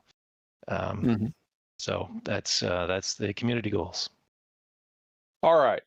So let's break through all of these one by one and take a look at them real quick. Federation damaged by corruption, yada yada. We knew that. Alliance bails out Lakon Spaceways. We're going to talk about that in one of the discussion topics, but that's some very, very cool stuff. Rare goods required for Galactic Summit. We'll talk about that shortly. Victory for the Federation forces against Jupiter Division. Like you said, that's kind of the most boring way that story could have worked out. That sucks, but whatever. Lakon Spaceways moves to Alioth. Again, that's part of the thing we'll talk about on the community goals. The previous week's one, Jupiter lost, and People got permits to a new system for that. That is cool. That's good. So yay. Those who didn't get the permits can go get it now from the Federation ship that's in like the next system over. You can go and get the permit to that, and you know, okay, that's cool. I feel like not a whole huge amount of people did this one because it's kind of like story-wise meh. As far as everybody sort of, most people did enough to make sure they could get the permit because they want permits, but like whatever. On the new community goal, let's talk about this for a minute. So just from the standpoint of the FSD, this is the same FSD that everybody crybabied over last time because it's like, oh, you said you were going to only give it to the top 25% and then you gave it to 75%. Oh, you screwed us over. And it's like, how? They were nicer than they said. Frontier was nicer than they had committed to. That's not, spoiler alert, people, that's not screwing people over. That's Frontier being nice. Fucking get over yourself. With regard to the whole sort of thing of like, well, you know, it's there, some people missed out, whatever. Maybe they had a valid reason where they're like, oh, I wouldn't have done it because I thought I would never get to the top 25%, but now if I would have known it was 75%, I would have tried. Hey, fuck off. You should have tried last time. Don't be a crybaby, and then when Frontier is nice to you, complain. But enough people complained, and Frontier was like, we feel bad that people missed out. We'll give it to you. And I'll be honest with you, from a selfish standpoint, man, am I glad for you crybabies. Thank you so much, because I've got like a dozen ships that I want this FSD for. I already have it for 2. I'm definitely going to get it in this CG, so I'll have it for 3. But I'm going to go to the tech broker and buy it for a dozen more. I have 3 different Python ships that I use regularly on my fleet carrier. I've got my mission running Python. I've got my mining Python that's an Omni miner, and I've got my hauling Python. I've got a couple different DBXs that I use for various purposes. I've got a bunch of the FSD 5 is like the most used FSD in the game. It's got like 15 ships that it works for.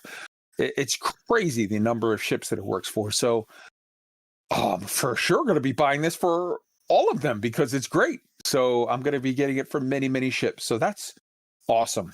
Get involved in this. And if you don't get involved in this, if you're joining the game a year later, you'll be able to get it from the tech broker. Huge salute to Frontier. That is amazing. That is beautiful. I love you so much for that. Good for you. Thank you. Thank you. With regard to the mechanics of how the CG works for this CG, you know, it's rares. So you can only hold, they'll only sell you like 30 or 60 or a set number, depending on what the system state is and whatever. There's a set number they'll sell you at a time. And if you already have some on you, they won't sell you anymore. So it's not like, oh, I'll just sit there and wait and collect it on the next board flip. No, you won't. You have to get rid of the ones you have. Now, you can just get some and then go over and dump it off to the sell zone, or you can get it and dump it off into a fleet carrier and go back and get it and dump it and get back and get it and dump it, and then take that fleet carrier and transfer the shit over to a cutter and take over a larger number all at once. The group that's selling the most right now are like 1 million light seconds from the fucking primary star. So that's a hassle unless you're doing it in a fleet carrier. I've heard varying reports from people. I personally have bought stuff from a fleet carrier, bought stuff from a rare goods from a station, stored it on my own fleet carrier. You can't buy or sell rares, but you can store it on your own. And then taking that, throwing it in a cutter and taking it to dump to sell. I've heard though today from other people who are like, I've tried and I can't do that. I don't know what to tell you about that. I've done it myself, so I know that it works for me, but I've heard it from many people who said they have not been able to do that themselves. I don't have an answer for that. That's weird. But However you do it, you could buy them from one of the stations. It's like a jump away if you have a good from the last CG. If you have a good FSD5 double engineered, you can put it in a DBX that's set to haul and jump it straight over to the other spot and sell. You could do that and save yourself the hassle. It's your call. You do it however you do it. So that's the mechanics of the CG itself. Now let's get to the other part of the CG. The other part of the CG is setting up what this story is about this upcoming fucking summit. The summit's going to be weird. So let's ignore the Alliance and the Federation for the moment and look at the other players that are involved. We know that Sirius is sending somebody. We know that the NMLA is sending somebody. And we know that the Empire is sending multiple somebodies. Let's look for just a moment at who the Empire is sending. Are they sending their supreme leader, the Emperor, Arissa Lavinia Duval? No, she's busy doing something. She's got to crochet some shit. But she's sending 3 representatives. Is she sending her stalwart old fucking Cruella DeVille, whatever, Zermina Torval, Queen of the Slavers? No. She's sending Chancellor what the fuck, who is the old Chancellor that's been the Chancellor from back in the day when Emperor Hengist was the Emperor, back before he got stabbed. That Chancellor had people that were in his group, in his cluster, in his cadre, that were sympathizers for Nova Imperium. And yet somehow he kept his job and did enough to at least survive and have Empress ALD, Arissa Lavinia Duval, keep him around. But he's being sent. Also, Denton Petraeus, who at the time that the old Emperor Hengist was murdered, was banging Aisling Duval. She was his boyfriend or whatever, and or he was her boyfriend, and it was his own dude, one of his patrons, one of his supporters, that stabbed the Emperor, obviously to make way for his girlfriend to take the throne. Subsequently, he tap danced enough to prove that he was whatever, loyal enough that he was allowed to be kept around. In addition to that, the third person that's being sent to represent the Empire is the blue-haired princess herself, Aisling Duval, the People's Princess, the pinup princess, and Arissa wants her around like she wants herpes. Like, this is a person who has theoretically a clear claim to the throne and is gorgeous and is beloved by the people.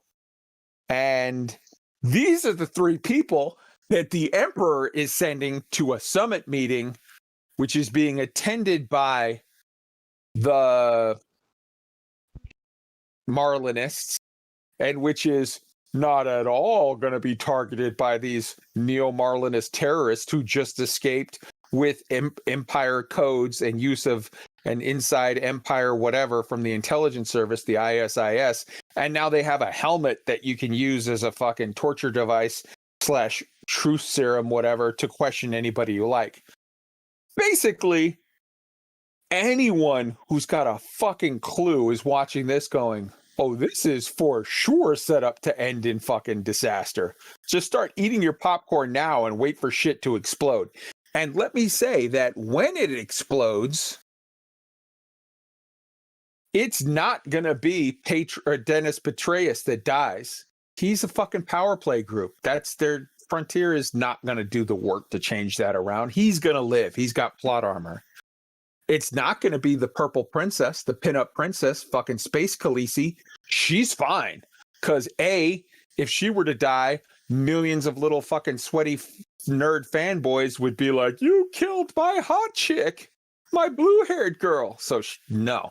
In addition to that, even if she wasn't the little space hottie pinup girl of the fucking game, she is a power play person. So taking her out means extra work for the coders. But Chancellor fucking Redshirt, oh, he is gone like Donkey Kong. That motherfucker's gonna die. Trust me. So yeah, interesting times. We'll see what happens. And then, you know, there's other people that are being sent by the Alliance and by the Federation, so whatever. But they went out of their way in Galnet to set up who all is going for the Empire. The Purple Princess, Denton Petraeus, both of which are power play leaders, and Schmucko number 7, who is wearing a red shirt and waiting to die. So, yeah, absolutely. Frisson in the chat. Aisling Duvall has waifu armor. She does. No question. Let me get you guys. Come on, hop in on here. Let's get some thoughts from the crew on this whole thing. Roy, hop in. I mean, I think your analysis makes perfect sense, and it certainly, I don't think would shock anybody if they took a safe, I'll just call it safe route through this disaster and killed off the, Guy Fleegman character. I just wish, wouldn't it be nice though if they pulled a Joss Whedon and killed off a beloved character, or at least an important character like that? That would really, I think that would really say something. That'd be bold. That would show they have some courage about storytelling, and I don't know. I wish it would go that way. That's a lot of extra work for the coders to do, though, to change every instance of the power play person. But I agree with you. That would be cool if they weedened it up. But if they weedened it up, they'd kill the People's Princess. And I guarantee you Frontier does not have the balls to do that. They do not have the balls to do that. But we'll see how it plays out. So that's that for the upcoming one. On the previous one with I'm a leaf in the wind. Oh, Jesus Christ. You're going to make me cry, Tweaked. I'm thinking of fucking Wash. I'm a leaf on the wind. I'm a leaf on the wind. On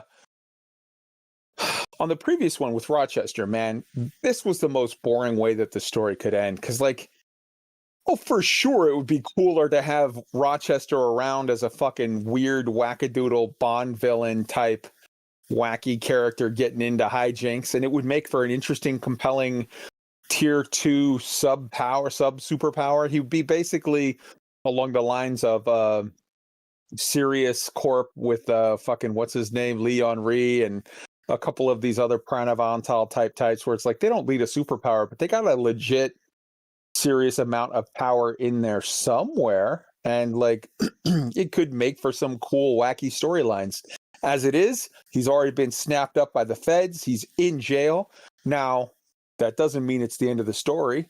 I think there's very good chance that either A, he gets broken out by his inside powerful friends and family and still makes it somehow on the outside, or they're going to Epstein the fuck out of him. I don't know, one of the two. But the story's not done yet with that. Until I see a body, until I see a article that the thing is done, it's not done. The fat lady has not yet sung. It would be cool also, now that he's arrested, how about if we get a twofer? How about if first he rolls over on Hudson and starts giving out some juicy details on that evil fuck, and then he gets Epsteined and or broken out? That could be cool too. Jez, you got a thought?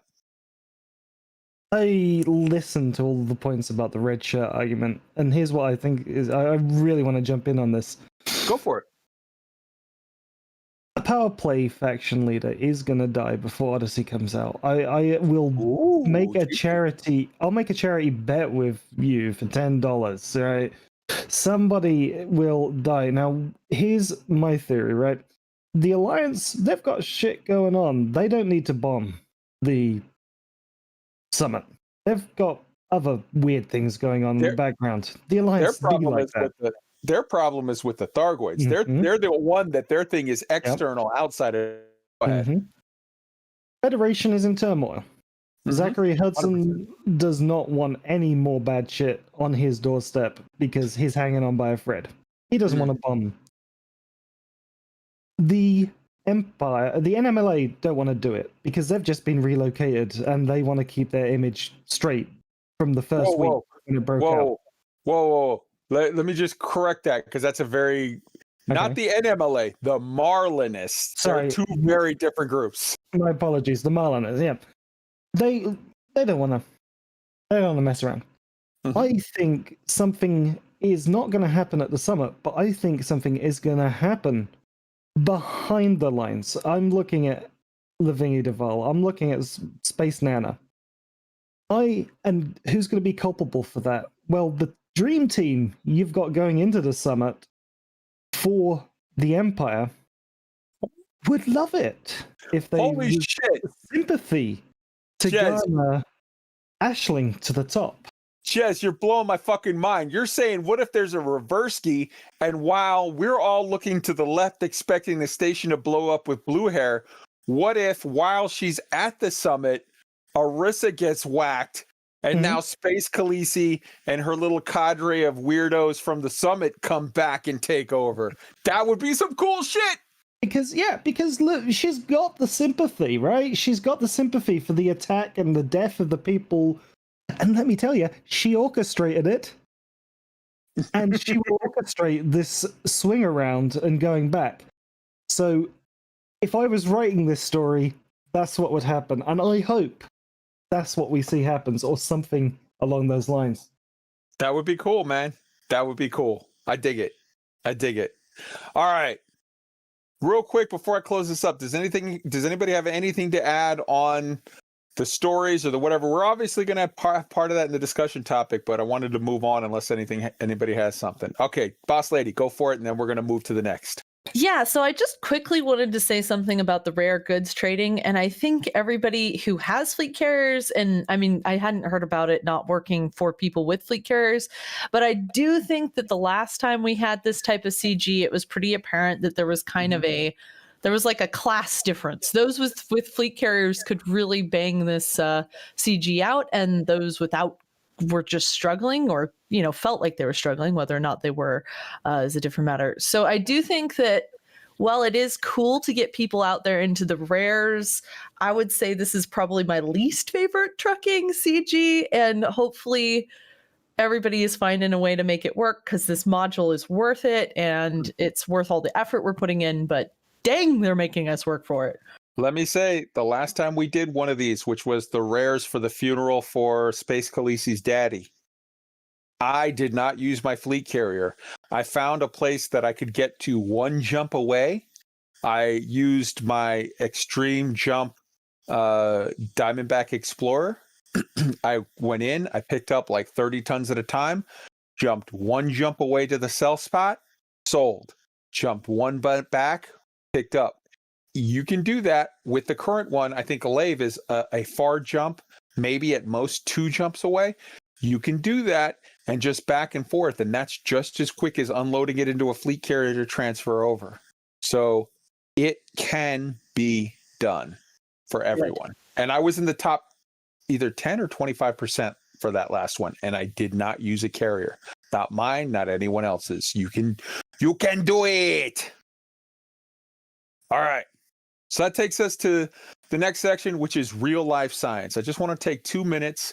We're going to next week have a full breakdown on the different aspects of the whole Mars missions. We've got the 3 missions. We've got the United Arab Emirates mission of the Hope mission, which got there like a week ago. It got there like in February, more than a week ago, got like February 5th or 8th or some shit, and is right now collecting atmospheric data. And God bless you guys. The UAE, man, like, yeah, okay, they're crazy rich Arabs, but like, they're a fairly new country. They're doing a beautiful thing for all of humanity here in collecting atmospheric and weather data and information on Mars that will be used in conjunction with the rest of the world. I think there's way too many times where a lot of us look at the Middle East as like these crazy rich Arabs that are just doing stupid shit, like making fucking 400-story buildings for no reason and whatever, and buying fucking $8 million cars. But like, this is a beautiful gift to the future of humanity that they're taking part in this. So God bless and huge salute to them. The Chinese with Tianwen-1, got there on February 10th, and they started their mission. Right now, there's a contest that ends February 25th to name the rover. Now, yes, I think 99% of all of the submissions for names are going to be in Chinese, but like, hey, get in on that, man. Fucking come up with a cool name for that. That's a beautiful thing, and God bless them. They're way more secretive on what the parameters for their mission is and what's happening for the next one, because we don't know what their mission schedule is. They may be sending, for all we know, the next window opens up in like, what is it? Like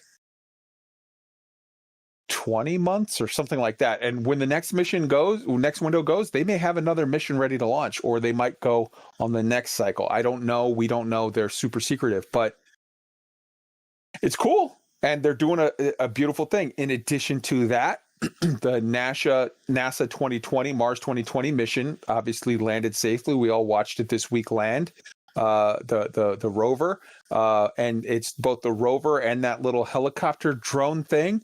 And it's all looking super, super good. They landed in the Jezero crater, where they're going to be looking for proof of ancient life on Mars and different things.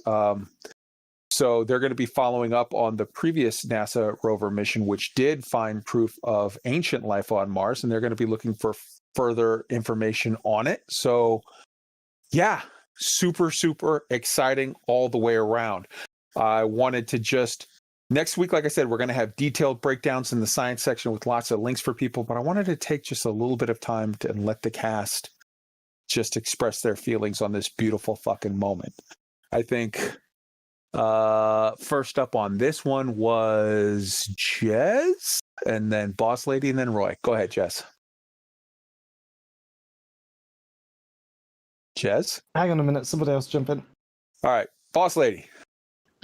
This is just really exciting. And I think what you hit on was an important point, which is that globally we are working together on this. So even if the Chinese government is a little bit more secretive about what they're doing, the Arab Emirates and the US and the EU and everybody that is working on this project to get to Mars, it is pretty cool to see how the scientific side and this curiosity for exploration. Of course, there's competition going on, but it's just really awesome to start seeing movement again in space exploration. So I am so excited to see what they find out there.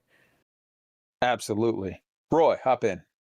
So yeah, I watched the live NASA feed as Perseverance was going through its 7 minutes of terror, and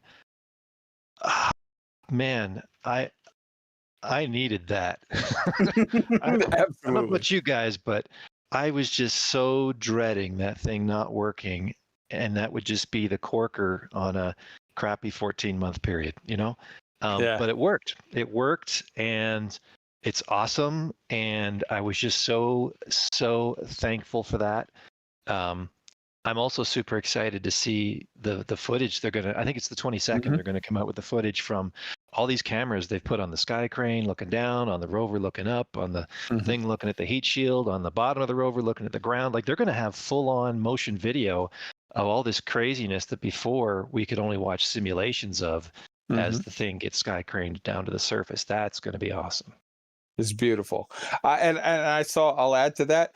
I saw within an hour of the landing, there were like 6 different memes going up of like, oh, look, it's Bernie on Mars, or, oh, look, it's fucking, I saw 2 different Thargoid ones. I created one myself. I added to the fucking clutter.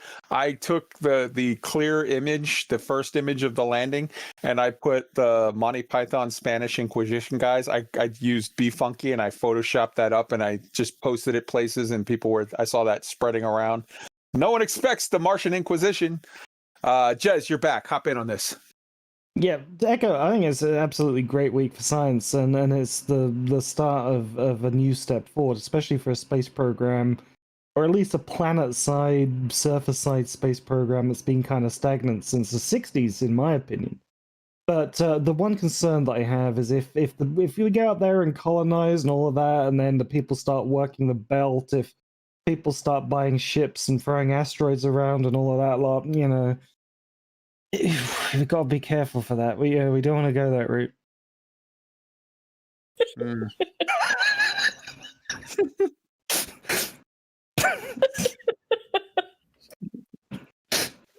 I have nothing to say to that. Spoilers, sorry. All right. So I think that's the perfect place to close that out. Like I said, next week we'll have detailed tabs and stuff. So we'll be talking more about the different missions, and it's super exciting. But I wanted to take a moment just to acknowledge it and say, God bless you, steely-eyed rocket men and women of NASA and the ESA and the Chinese group and the United Arab Emirates. God bless you all, and fucking well done to all three teams. Huge salute to all of you. So that takes us to our discussion topics. The very first discussion topic that I wanted to get to tonight is the idea of new ships and my pitch that there should be a ship team. And here's what I mean by a ship team. I want a team of men and women to be hired as programmers in Elite Dangerous, say, I don't know, 4, 5, 10, whatever employees to be hired that are a completely separate, walled off, designated team that are just working on new ships. And let me give you the pitch why this makes sense. So I think that once a quarter, there should be 1 to 2 new ships from this entirely separate team. Let's look at the fact that there are 12 million accounts right now in this game. If you were to once a quarter, so 4 times, or sorry, 3, no, quarter is 4. Yeah, 4 times a year, put out a new ship or 2, like 2 ships, whatever. You would, at that point, get everybody enthusiastically looking to buy that ship. I think the vast majority, if of 12 million accounts, let's say half of those accounts, because let's say a bunch of those accounts are duplicates, are, it's somebody's second or third account and they're not going to buy the new ship. Okay, fine, whatever. But let's say half of those new accounts buy a new ship. They try it. And let's say 10% of those buy a ship kit. So half of 12 million is 6 million, 10% of 6 million is 600,000, and a ship kit, let's say it costs on average around $8. You're talking about $4.8 million revenue to Frontier. Additionally, 12 million accounts, let's say half of them try the new ship as stated above. 25% of them buy a new paint job for, say, $3 on average. That's $4.5 million of revenue for the company. Here is some information about ships. Let's look at the timeline of when ships were added to Elite Dangerous. And this comes from, there's a link I'll put in the show notes. In December 2014, when the game was released, 15 ships were started with the game. March 2015, another 2 ships added. June 2015, another 3 ships added. October 2015, another 3 ships added. December 2015, another 6 ships and an SRV. So December 2014, we started with 15 ships. March, June, October, and December, you added 6, 3, 9, 9 and 3 is 12, 12 and 2 is 14. 14 ships and an SRV. Okay? So in the first year of the game, there were 29 ships and an SRV added. Then in October 2016, 1 ship and 3 SLFs were added. Just 1 ship and 3 SLFs. 2017, just 1 ship. 2018, you had February 1, June, you had 2, August, you had 1 and 3 SLFs. So in all of and December 2018, you had 2. You had the last 2 ships added to the game, the Crate and the Mamba. So 2, 3, 4, 5, 6. 6 ships and 3 SLFs added in 2018. That's it, people. Not a single ship has been added to the game since December of 2018. That's 0 ships in over 2 years have been added to the game. Now, this is crazy to me. We talked about last week, or no, was it last week or the week previous? The week previous, we talked about how the funding model is such that, you know, Frontier is always looking for new money, which means new players, because most of us, we have all of the ships that we want. We have the paint jobs for the ships. We have the stuff. So we're not spending like crazy on the whatever. I also think that they should take advantage of this team to add in new SLFs, SRVs, guns, outfits, the whole 9 yards. It should be every month or two, there's a new SRV or SLF or a gun or an outfit or a something. These are sort of things that should be added over time. Now, this would be revenue positive by a massive fucking margin. Like, it would legitimately, just be easy profits.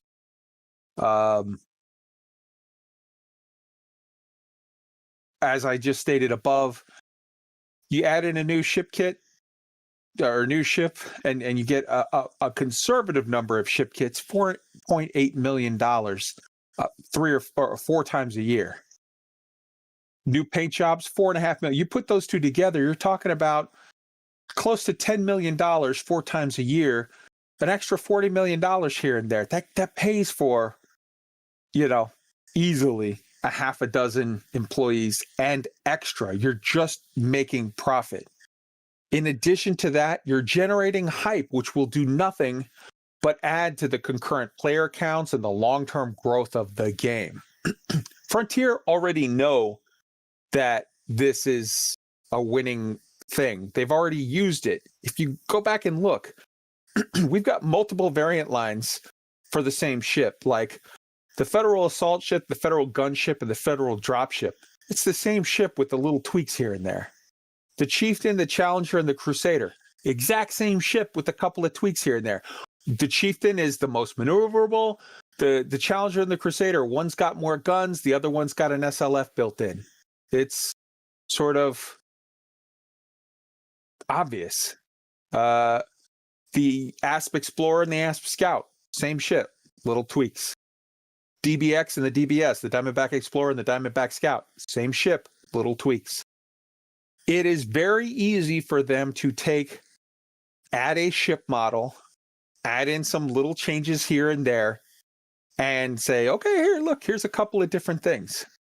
Elite has 38 playable ships, 6 playable SLFs, and 1 playable SRV. Okay? It was released in 2014. By comparison, Star Citizen has over 100 ship distinct variants. Like, okay, they have the Mustang Alpha, the Mustang Beta, the Mustang Gamma. One's a race ship, one's a gunship, one's a whatever, but they're similar sort of body types of Mustangs. They have over 100 different variants of ships and a dozen ground vehicles, and it's still a fucking tech demo.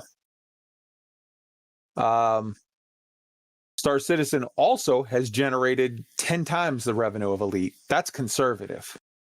Now, people might say, because I know David Braben was quoted in the past as saying, like, well, what you say, people say they want more ships. What do you want more ships for? What role are we missing? Well, I can tell you some roles that we're missing. We're missing a large explorer. We're missing, a couple of different things. But in addition to that, it's not even about that. See, David Braben is your fucking beautiful mind genius. You've got these guys that are out there that they're smart guys, but they don't think like we do. They're just smarter. They're on a different level. You got your fucking Bill Gates dudes who's like a billionaire and still has an $8 haircut because he's just this beautiful mind. See the point? He's like, that's wasting money on a haircut. Like, yeah, okay. oh, that's fine for you. You are a mathematical genius and you don't get it. You're not the average gamer. The average gamer wants choice. Let's just look at pickup trucks alone in America, okay? You got your Ford, Toyota, Dodge, Chevy, GMC, Honda, Nissan, etc. They all make multiple versions of just pickup trucks. The fact that they're all very, very similar. A pickup truck does one thing. Like a pickup truck, let's call it like a hauler, like a cargo hauler, as opposed to, we're not talking about combat ships. We're not talking about exploration ships. We're not talking about passenger ships. We're just talking about cargo haulers, pickup trucks. One very, very simple, small market. And yet there's over 50 types of pickup trucks alone that you can purchase right now in America on the market. Why? Why are there over 50 types of pickup trucks? If pickup trucks are all more or less within 5 to 10% the same fucking thing. Because people love the illusion of choice and they will pay you for that service. Now, I understand that you're going to hear the comment from people, what about ship balancing? No, it's not even about that. You've got, what's the difference between a Python and a fucking Crate Mark II? They both do more or less the same thing. The difference is the Python's got a little more externals. It turns a little slower. It accelerates a little slower, and it's got better armor, and it doesn't have an SLF. They're the same fucking thing. They're just slightly different flavors upon that. It's not a matter of balancing. It's a matter of you can assign the ship's value scores for each thing and say, oh, it's within this margin, it's within that margin. People won't care. If it won't, it's not a matter of, you can have one where the stats are, straight up the same, where it's like, Python or Crate Mark II, your choice. Some people like A, some people like B. Some like apples, some like oranges. But they have slightly different characteristics. They have different aesthetics. And you will find people that will tell you they will fight to the death and say Python is the best ship in the game. You will find people that will fight to the death and say Crate Mark II is life and everything else is a fucking lie.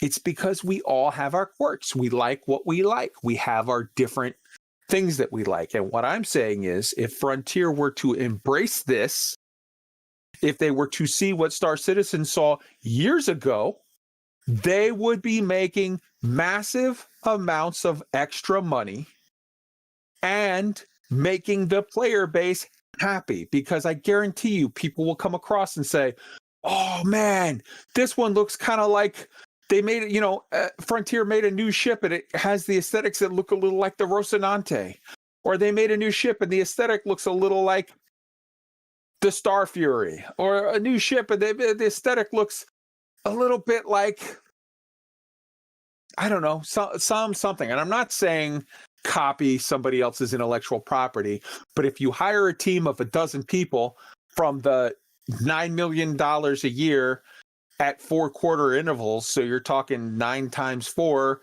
well, it's like 9.5, but let's say 10. So 10 times 4, $40 million a year. You can have a whole crew of people that are just churning out every quarter. Here's a new ship or two. Here's a new gun. Here's a new hat. Here's a new outfit. Here's a new SLF. Here's a new SRV. It's free money, and it will make your player base super, super happy. All right. So let's start with Boss Lady B. Go for it. So I think this does tie back to the topic of kind of a Game Pass type thing, but in this case, it's very specifically the ships. And I think that even though the Boss Lady, you cut out. Oh, sorry.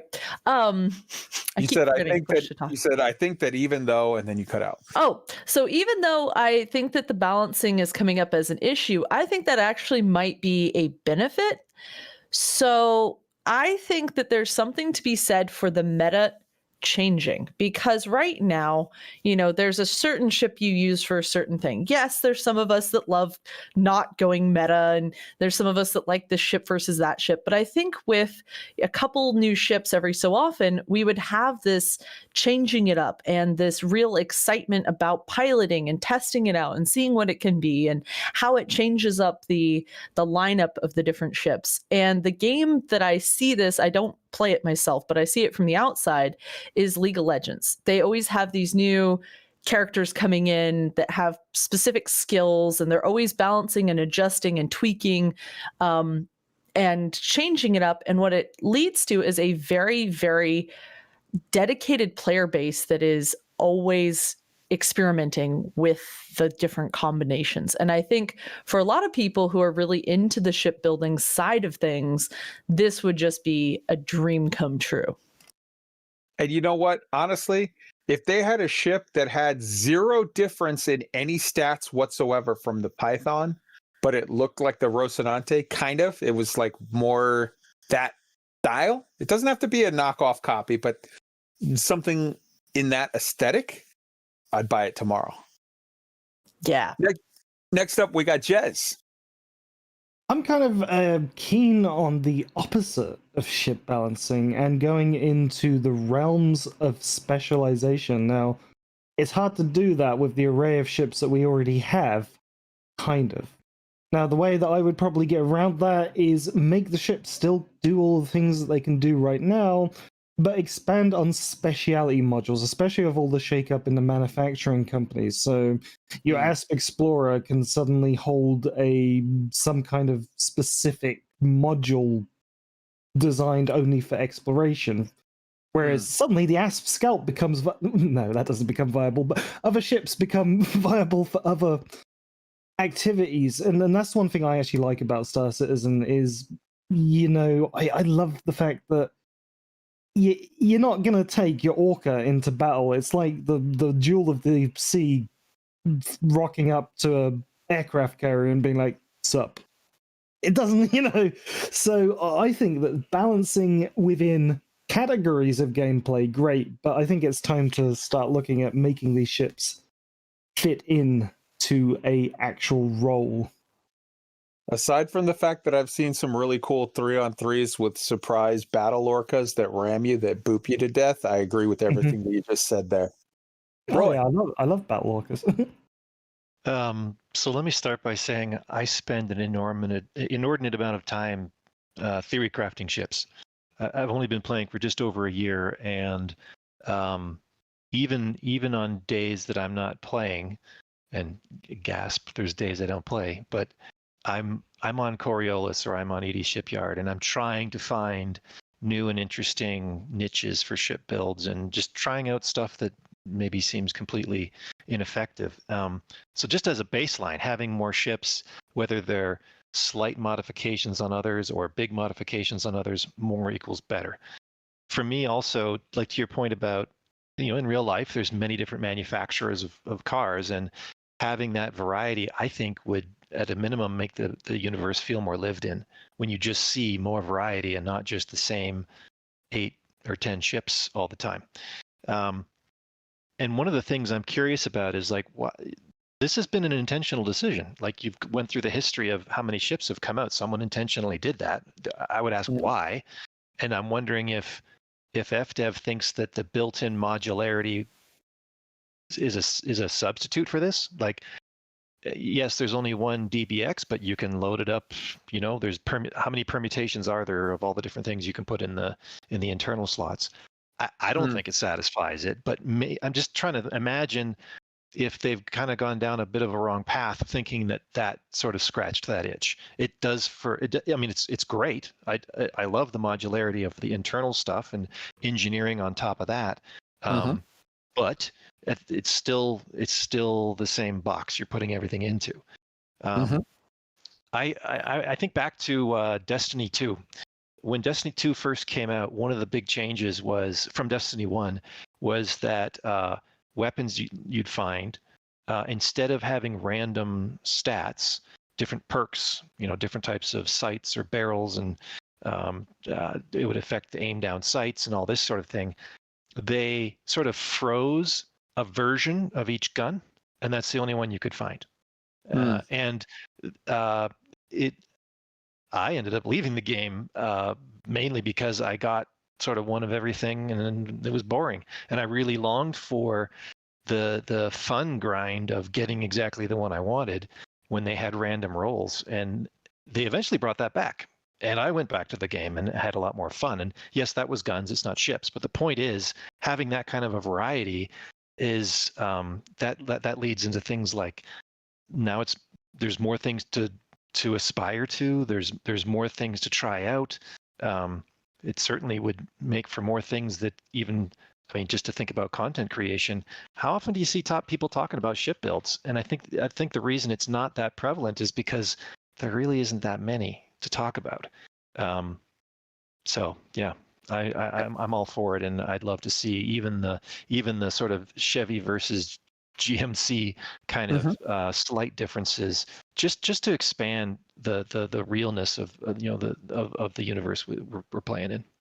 And a lot of times you get the Chevy versus GMC versus Ford guys where they're talking about a specific model of truck for each of the three brands that is pretty much statistically exactly the same as far as like the cargo capacity, engine, this, that, and the other. And it's not even about the like, oh, this one's better. It's aesthetics. It's mine has the little fucking this symbol on the front, and yours has the, flared out fucking dually looking wheel in the back, and yours has the whatever. And it's like, yeah, it's just people like, and they will pay for choices, even if those choices are an illusion. If Frontier were to right now put out a ship that was, if they were to say, we're going to take the Python and the Crate Mark II, and we're going to put out two variants. So it's two ships that have the exact same specifications, like all the characteristics, how fast it does its laterals, its transitions, its max speed, its boost speed, its acceleration, its internal sides, it's all of the same everything. It's armor values, its shield values, everything the same.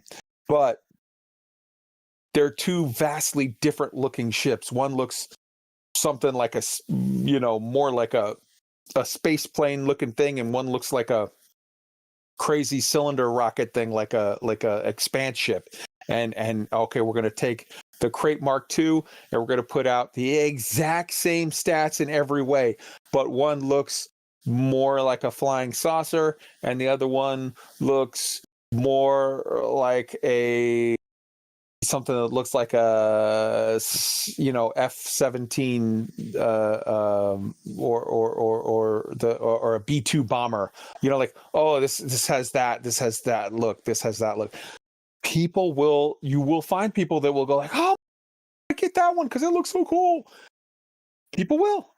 And if you have a team that you're paying for with an extra $40 million a year and extra money is being brought into the company as extended profits, why not? Yes, F-117 sword. Yes, I know I said it wrong. Why not take those teams and say, oh, also while you're at it, map out the internals of all of those ships. And with the extra money, because you have extra people, map out the internals and get the stuff ready for the other ships, the 38 existing ships. So the ship team, which is being paid for entirely by the profits that it brings in and of itself, is also getting this stuff ready. Because let me tell you something, show of hands, people in the chat and the crew, who here would be excited for walking in ships? Who here wants that in Elite? Yes. All of everyone's okay. Yeah. So yeah, even our on-air producer chimed in and said yes. Like, yeah, everybody wants it. And who here doubts that if they were to add 2 ships every quarter, we would all buy them? Like, most of us would buy them, right? If they were to add 2 ships right now, then say, hey, these are the 2 ships for Q1 2021, it's 2 ships. We got a small ship that does blah, and we got a medium ship that does blah. And then, you know, in the summertime, here's our new 2 ships. We got a medium ship that does blah and a large ship that does blah. Is there anyone here that wouldn't? And I'm not talking about doing the Star Citizen model where they say, like, here's a new ship, it's $300. No. It's still under the elite model of here's a new ship, it costs 12 million credits. Okay. But when you buy that new ship, what are a lot of us going to immediately do? Ooh, I need to have the midnight black paint job for it when that comes around come Black Friday. And ooh, for now, I'll just get the special iridescent purple, or I'll get the gleam, I'll get the chrome. And ooh, I'm going to get this Raider ship kit that makes it look like, you know, whatever for it. And you know what? How about every year or two, add some new fucking ship kits. Go on the existing ships and say, hey, here's a new ship kit. They sell those for like $12 a pop. Free money. Get your money. Put out a product, i.e. ship kits, new ships that we can put ship kits on, new SRV models, new SLF models, new stuffs. Put out product that we can buy and give you money for. Your existing player base, the people who have had this game for years and have all the stuff already and are giving you no monies a month, would like the opportunity to hand you money. Frontier, take the money. All right. Anybody have anything else on this subject that you want to add in? Go ahead, boss lady. It feels weird cutting it at this point, but I do want to bring up one little thing, which my brain was just like, what about this? So I think the one thing that it would be interesting how it would play out is that idea of, with a DLC, we're getting extra ships. And that's kind of how they've done it in the past. With Horizons, we get extra ships as well as planetary landings, et cetera, et cetera, et cetera. And I know the one thing that sets Elite apart from Star Citizen is that we don't pay for ships, and that in game we don't really get to, you don't put in 100 arcs and you get your Python. So I'm guessing that the way this model would work would be you pay the DLC to unlock the ability to buy the ship in game with your in-game credits. Nope. 100% no. 100% no. In fact, that's not what Frontier has done so far. As when I read off the list of this stuff, some of the ships came with Odyssey. That's true. Or not Odyssey, right. Horizons. That's true. But the first 15 ships came in December. In March, 4 months later, 2 new ships. 3 months after that, 3 new ships. 4 months after that, 3 new ships. 2 months after that, 6 new ships in an SRV. I'm not in any way saying this is pay to play. What I'm saying is they put out the ships starting tomorrow, or, whatever. Start this program tomorrow. Put out the ships quarterly at 0 extra pay to play. This is part of the base game. Here's the surprise, or here's not the surprise. Here's the thing that all of the game makers know already, which is this. You don't have to charge for the ships. You just put them in for free and charge for the cosmetic upgrades. Your nerds will buy the ship, then want it to look pretty, then pay you money for the cosmetics only. Does that address Perfect. that? Yes. I just wanted to make sure, just in case anybody was, not hearing that, because that's the most important part, right? It's just the cosmetic, and I love how you put together the numbers and made pretty much a good proposal for Frontier to take this one up. Hey, Frontier, would you like to have an extra $40 million a year while it's like literally the numbers? If you look at Star Citizen, the numbers of people that go up every quarter, they put out a couple new ships. And when they do, people come back to the game. People who haven't played the game in 3 or 4 months come back, play it for a week, look at the new ship, get excited by it, and then, play or fuck off. They do whatever they're doing because it's a tech demo. It's not a complete game the way Elite Dangerous is a complete game right now. But Imagine for a second, Boss Lady, that you haven't been playing, or Jez, or Roy. Imagine you haven't been playing Elite for 2 or 3 months because there was nothing in it for you. There was like, it's on hold. It's whatever. I'm busy. I'm whatever. Imagine you saw a commercial, a little video, a 3-minute YouTube video of this new ship, and they have great, cinematic looking whatever, and it's flying by and it looks so sleek, and they show you this and they show you these different angles and they show you it firing missiles. That gets nerds hard. Then we're like, I gotta go play this new thing. It's a new whatever. They're not charging me anything for it. It's free. I buy it for credits in game. But after I got it, oh my God, shouldn't I get that chrome fucking paint job? Shouldn't I get that iridescent gold paint job so that when I kill other nerds, I can be like, witness me, shiny and chrome. Go, Jez. Roy's going to hate me for this, but I think our points are similar. What I'd like to see is if they're going to do things like that, what would be really great is if specialists in the community, if we're looking at ships that are going to have a specialist role, the must-have ship, that there's communication between the company and the players about what they think they would like in the AX ship, what they think would be a viable but enjoyable challenge. You've got your PvPers. How do they design a ship that will bring more spice to the FDL battle and all the rest of it?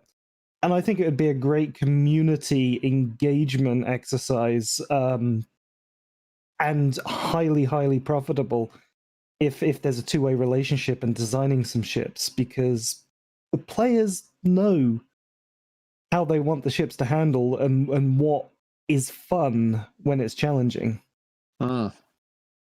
Absolutely. I think they should open up a thread where literally people just throw in ideas for ships, and the ship team, you got your 10-person team that is on the side doing whatever they do. Like, they don't even acknowledge it. They don't tell you, but like oh, wow, did you see this guy? He threw in a new thing. Oh, yeah, let's do this. Let's do that. And again, it's still, you don't see it till they come out with it and they're like, oh, here's the teaser for this one, this quarter. And you get excited and whatever, but they can absolutely have a thread where people just throw out ideas, and it's not, oh, we're going to guarantee you're getting this one or that one. The team just, okay, here's free crowdsourcing of, here's what our customers want. Man, I'm hearing a lot that people want something that looks like a trireme. Man, I'm hearing a lot that people want something that looks like a fucking flying saucer. Man, I'm hearing a lot that people want something that looks kind of like something from The Last Starfighter or Babylon 5, or somebody wants something that looks like almost like a fucking TIE fighter or some weird design, whatever. And yes, you cannot copy other people's intellectual property, but you can be inspired in certain ways and make things that are intellectually distinct, but along the lines of have the homage to whatever stuff. That could be cool. Roy. Just to thread a bit on the community engagement idea. I mean, we brought this up before on the show in a while back, but in talking about CGs, like, how much more interesting would this Rochester CG thing have been if a new ship design was riding on it? Mm-hmm. Like that would get people even, then it's not just I'm doing this because I'm with the Federation. It might be, wow, Rochester's coming up with something that's going to be maybe the new meta for PvP, or maybe the new meta for bounty hunting, or something that fits in with the lore of the story. That's an opportunity for that. And I wouldn't suggest that all of the ship designs go through that process. You could still have a churn of the new Chevy, the new Ford, whatever, but there could be some marquee designs that go through that process and really get the community passionate about one version of one ship or the other. Again, Roy, illusion of choice. Ready? Mm-hmm. Hold my beer. Ready? Oh, we're going to have a design. Oh, if you do this thing, then Rochester gets away. If you do this thing, then Rochester doesn't get away. Then you announce that, oh, it's going to be tied to a ship. Who's going to be the next one to come out? Who's going to be the new people to come out with the next ship? Is it going to be the Lakon ship or the Core Dynamic ship? And then fucking at the end of the week, Team A or Team B wins. and whoever is the team that wins, you say, oh, they've got the new ship, and you slap their little fucking sticker on whatever ship you make. Ta-da! That's one way to do it. I mean, like, seriously, illusion of choice, but it still gets people excited because the whatever. I mean, I said this in the chat. I think there's a portfolio approach here. There's some ships that should be just churned out that are minuscule differences from what they're based on, and it's a different shape. I think there's other ones that, yeah, you could do what you just described. You already bake it. Like, here's one I baked already, and we're just it's actually gonna be given to whoever wins the CG, but you don't reveal the design. And then there could be ones that you put more effort into. That's like, look, here's what here's the prototype that rolled out in whatever the equivalent in Elite is of a car show annually, showing the next year's prototype, and actually get people excited about one or the other, having seen the designs. You could do all. Or you could do pretty much what you said there in the first group, which is we've got sort of two designs for two varying ships, and we're saying, like, these look cool. These are ones we're working on in the next couple of months. And then you put it out there and you say, who's going to win? And you show a glimpse of each of the two ships. And people either pull to the left or pull to the right. And depending on where they pull, you legitimately give them a different ship. This is the ship. Okay, we're going to wrap up. We're, behind the scenes. Yes, we got it 3/4 the way done, but we're going to do a sprint to finish product A or product B. The people pulled for A, we're doing A. And then, product B, you'll get in 3 months, 4 months, whatever. But give people some, again, it's an illusion of choice, sort of, but a real choice, a distinct choice in there nonetheless. We're going to let Jez have the last word on this one, then we're moving on to the next subject. I'm bringing two threads together about CGs and new ships. One thing that I was thinking about earlier, and I think would really play into this concept that would be cool to see, is that CGs right now, to alleviate the stress of somebody potentially missing something really good and having to wait for it to come up again, if it is going to come up again, it'd be interesting to see if they could work it so that there is a point or a currency kind of system that you're rewarded some kind of merits for completion of CGs at a variable level, and you can eventually save up for different rewards that are always going to be accessible as long as you've put the work in. And what would be cool, I think, is that one of the higher rewards, one of the bigger time investments, would be ships. Maybe not a whole lot, but ships you can only get that way. And I think that would be a good idea for people that are out in Beagle Point, that suddenly just have this excellent CG pops up and this excellent reward that they've got not, no bat's chance in a barn dance of getting back and doing, So I hope to see a little bit of a shake-up, I guess. I would love to see, this is a whole other subject for another night, but I would love to see some CG or whatever, not a CG per se, and not a time-sensitive thing, because people get butthurt when something is time-sensitive. I can't get the Cobra Mark IV because I had to pre-order during this time period, and I didn't play the game back then, so I can never, ever get it. That is literally just punishing your players. I mean, it's rewarding a few, but punishing the majority, so that pisses people off. But I would love to see some unlocks, not time sensitive, permanent unlocks for things where you can only unlock this type of explorer ship if you've been to Beagle Point. You can only unlock this if you've done that. Some rewards for people that go off the beaten path and do other things. You can only unlock this ship if you have gotten CQC, and man, people will fucking go into CQC for it finally. You can only unlock this if you've got Combat Elite or that, or like just something that could be a status. And again, going based off of, if you have only 38 ships and you have very defined roles and this is the best ship in that meta, you can't do that without pissing people off. But if you have 100 variant ships, and a lot of them, it's not even about what they do differently statistically, they're the same as these other 3 ships statistically, more or less, within a varying degree, but it is a unique aesthetic that people see that and go, ooh, that guy's really good at combat. Ooh, that guy's done some shit with Dargoids. Ooh, that guy's done some weird buckyball race type thing. He's got an SRV that has, a special, it has the exact same stats as the current SRV, but it has like a fucking spoiler on the back, and it's got some weird fucking race car looking shit, and it's got a special paint scheme that only can be put onto the race variant. Ooh, that guy must be whatever. And then like legitimately give that out to the Buckyball racers or to the whatever and say, Alec Turner, Fat Haggard, you were in charge of the Buckyball racers and the elite race groups. How about you you guys pass these out to your people who won races a couple times a year or whatever. Like you submit the name to Frontier and we'll issue the whatever. Something. I don't know. All right, we got to move to the next thing. So I'm cutting off everything. The next topic, we're going to just sort of skip it. I'm just going to mention it briefly. I had mentioned last week, we didn't have a chance to get to all our discussion topics, but I had previously mentioned scientific inconsistencies to the guys at Live Radio, and we talked about it behind the scenes, and we talked about what happens if, it's too high a G, but then you can't get out, but then there's a planet port there, or if it's this, but then there's that, like weird inconsistencies, small, stations that don't have gravity, but there's a bar still, and I'm sitting here looking down at my open beer mug or my martini glass, like what the fuck? And we didn't get a chance to do our other discussion topics last week because we took our time with Why I Love Elite. And they ran with it and used it as their main topic last week. So go enjoy their show for that topic, courtesy of Elite Week. Next subject, community question.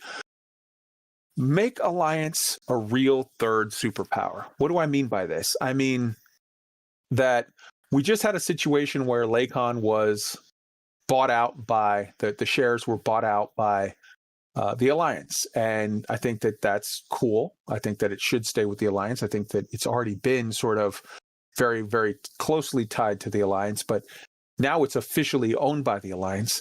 I would like to see Frontier extend that fact into this new sort of concept of let's make the Alliance a for realsies superpower. As in, number one, there should be an Alliance rep grind with unlocked ships. The same way as you have the Federation has, you get a Fed drop ship, gun ship, assault ship, Corvette. The same way that the Empire has the Eagle,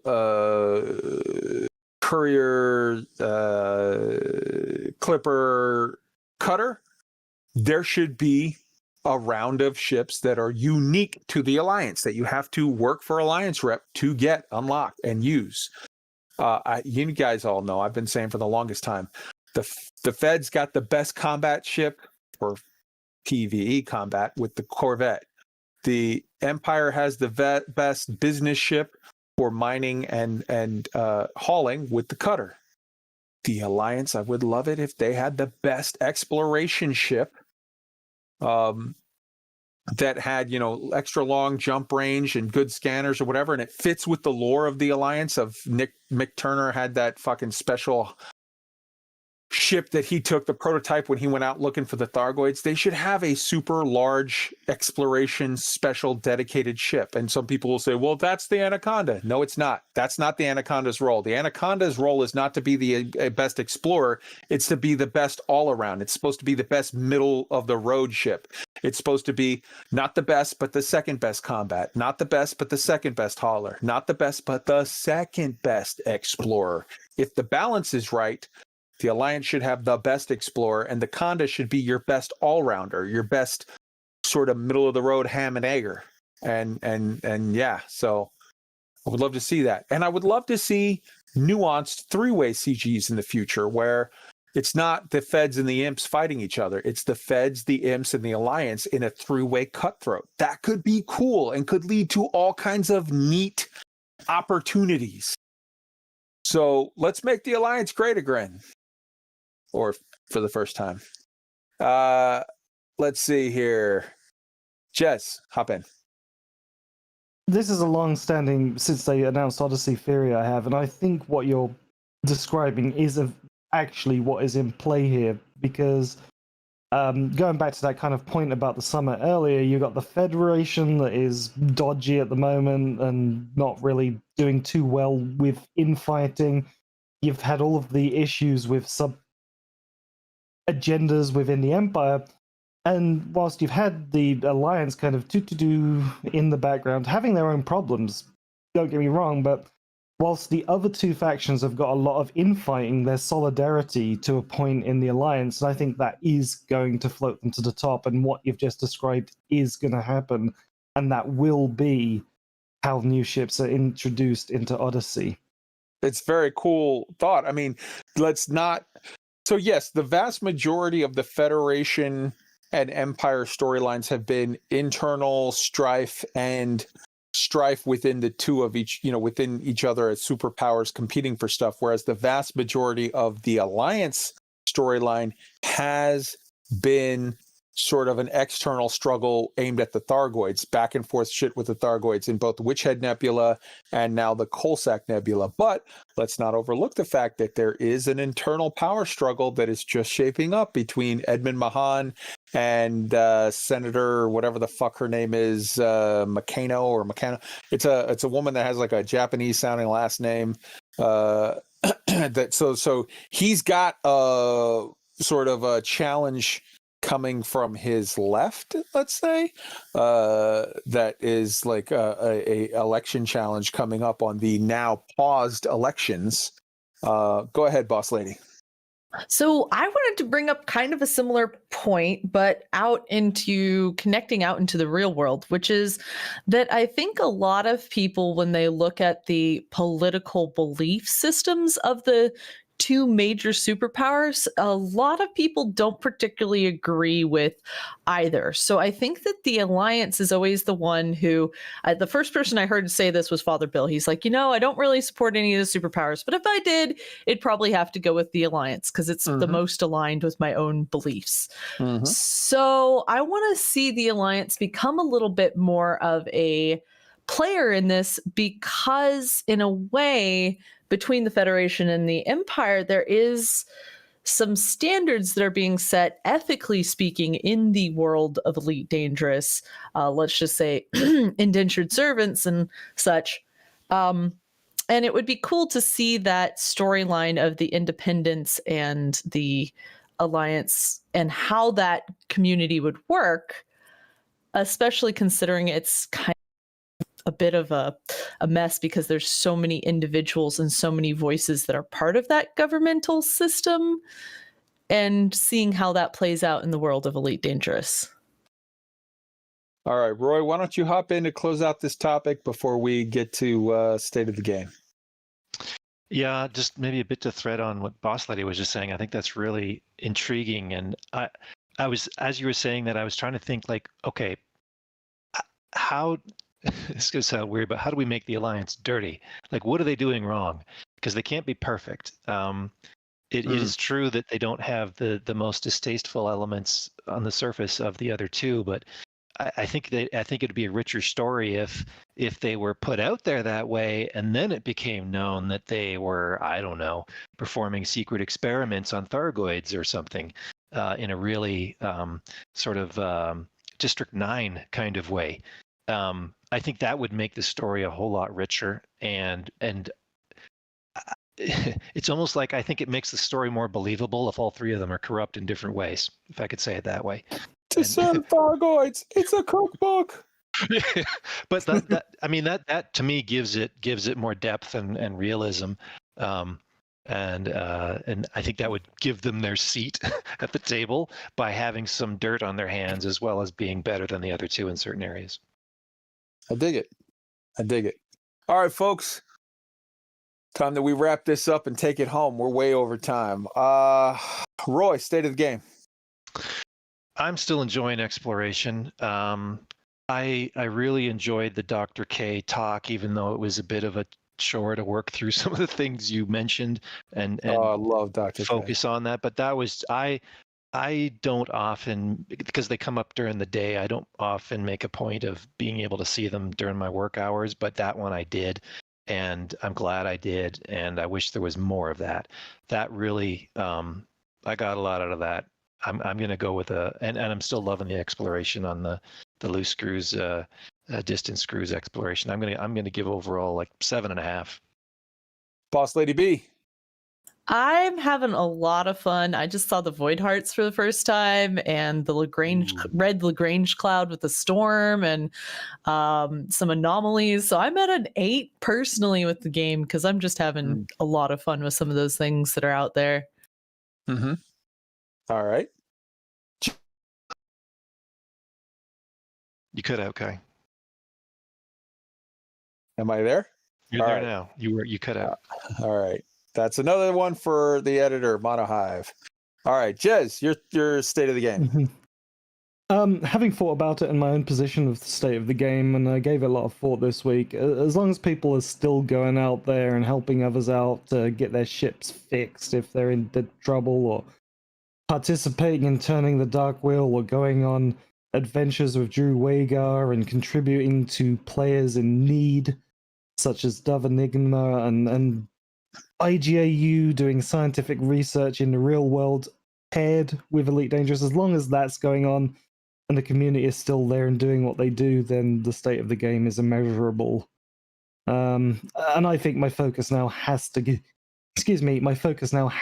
on the players propping the game up before assessing Frontier propping the game up, because it's a sandbox and they're doing a good job as players.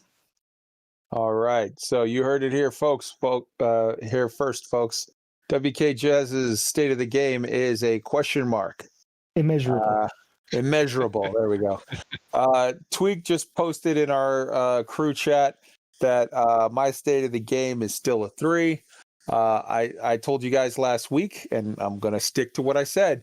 The state of the game last week was a 3. I told you they were going to lose 1 point every week until we got some real answers as to what is going on. So this week they moved from a 3 to a 2. You guys heard me last week. You know I love the game. I hope you heard me this week and know that I love the game. I'm simply doing what I said I was going to do and move them down 1 every week until we get real answers. Frontier, if you're listening, I know several of you are. Give us real answers. You can rock it up. But this week you're a 2. Next week you'll move down to a 1. I'm a man of my word. I said I was going to do this. I'm going to do this. Until you give us real answers, this is where we're at. Boss Lady B, say goodbye to the beautiful people. Have a wonderful night and a classy weekend, you guys. It has been a pleasure, and stay dangerous out there in the black. WKJEZZ, say goodnight to the beautiful people. Yeah, good night, everybody, and appreciate everything that people have done for me in light of my Elite Dangerous career changing. You're all great people, and thank you. Roy, say goodbye. Fly casual, but stay dangerous. And I'm going to remind all of you, as Bill and Ted said, be excellent to each other. And, you know, if you have a beer in one hand and your hostess in the other, it ain't that bad. So enjoy. Kontrolldon, go ahead and play us out.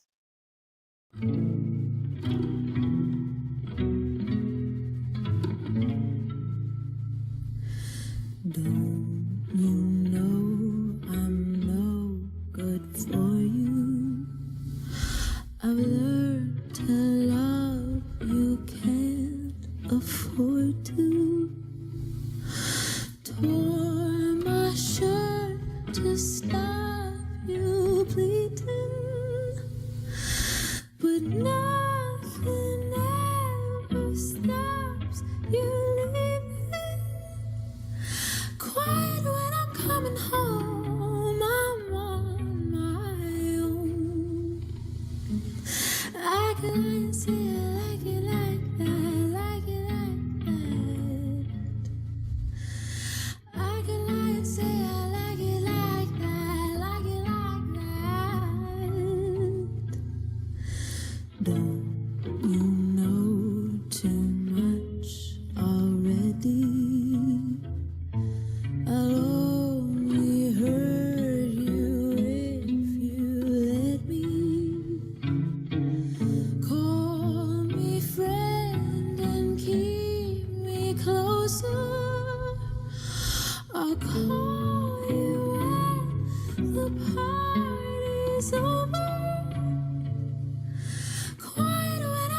home.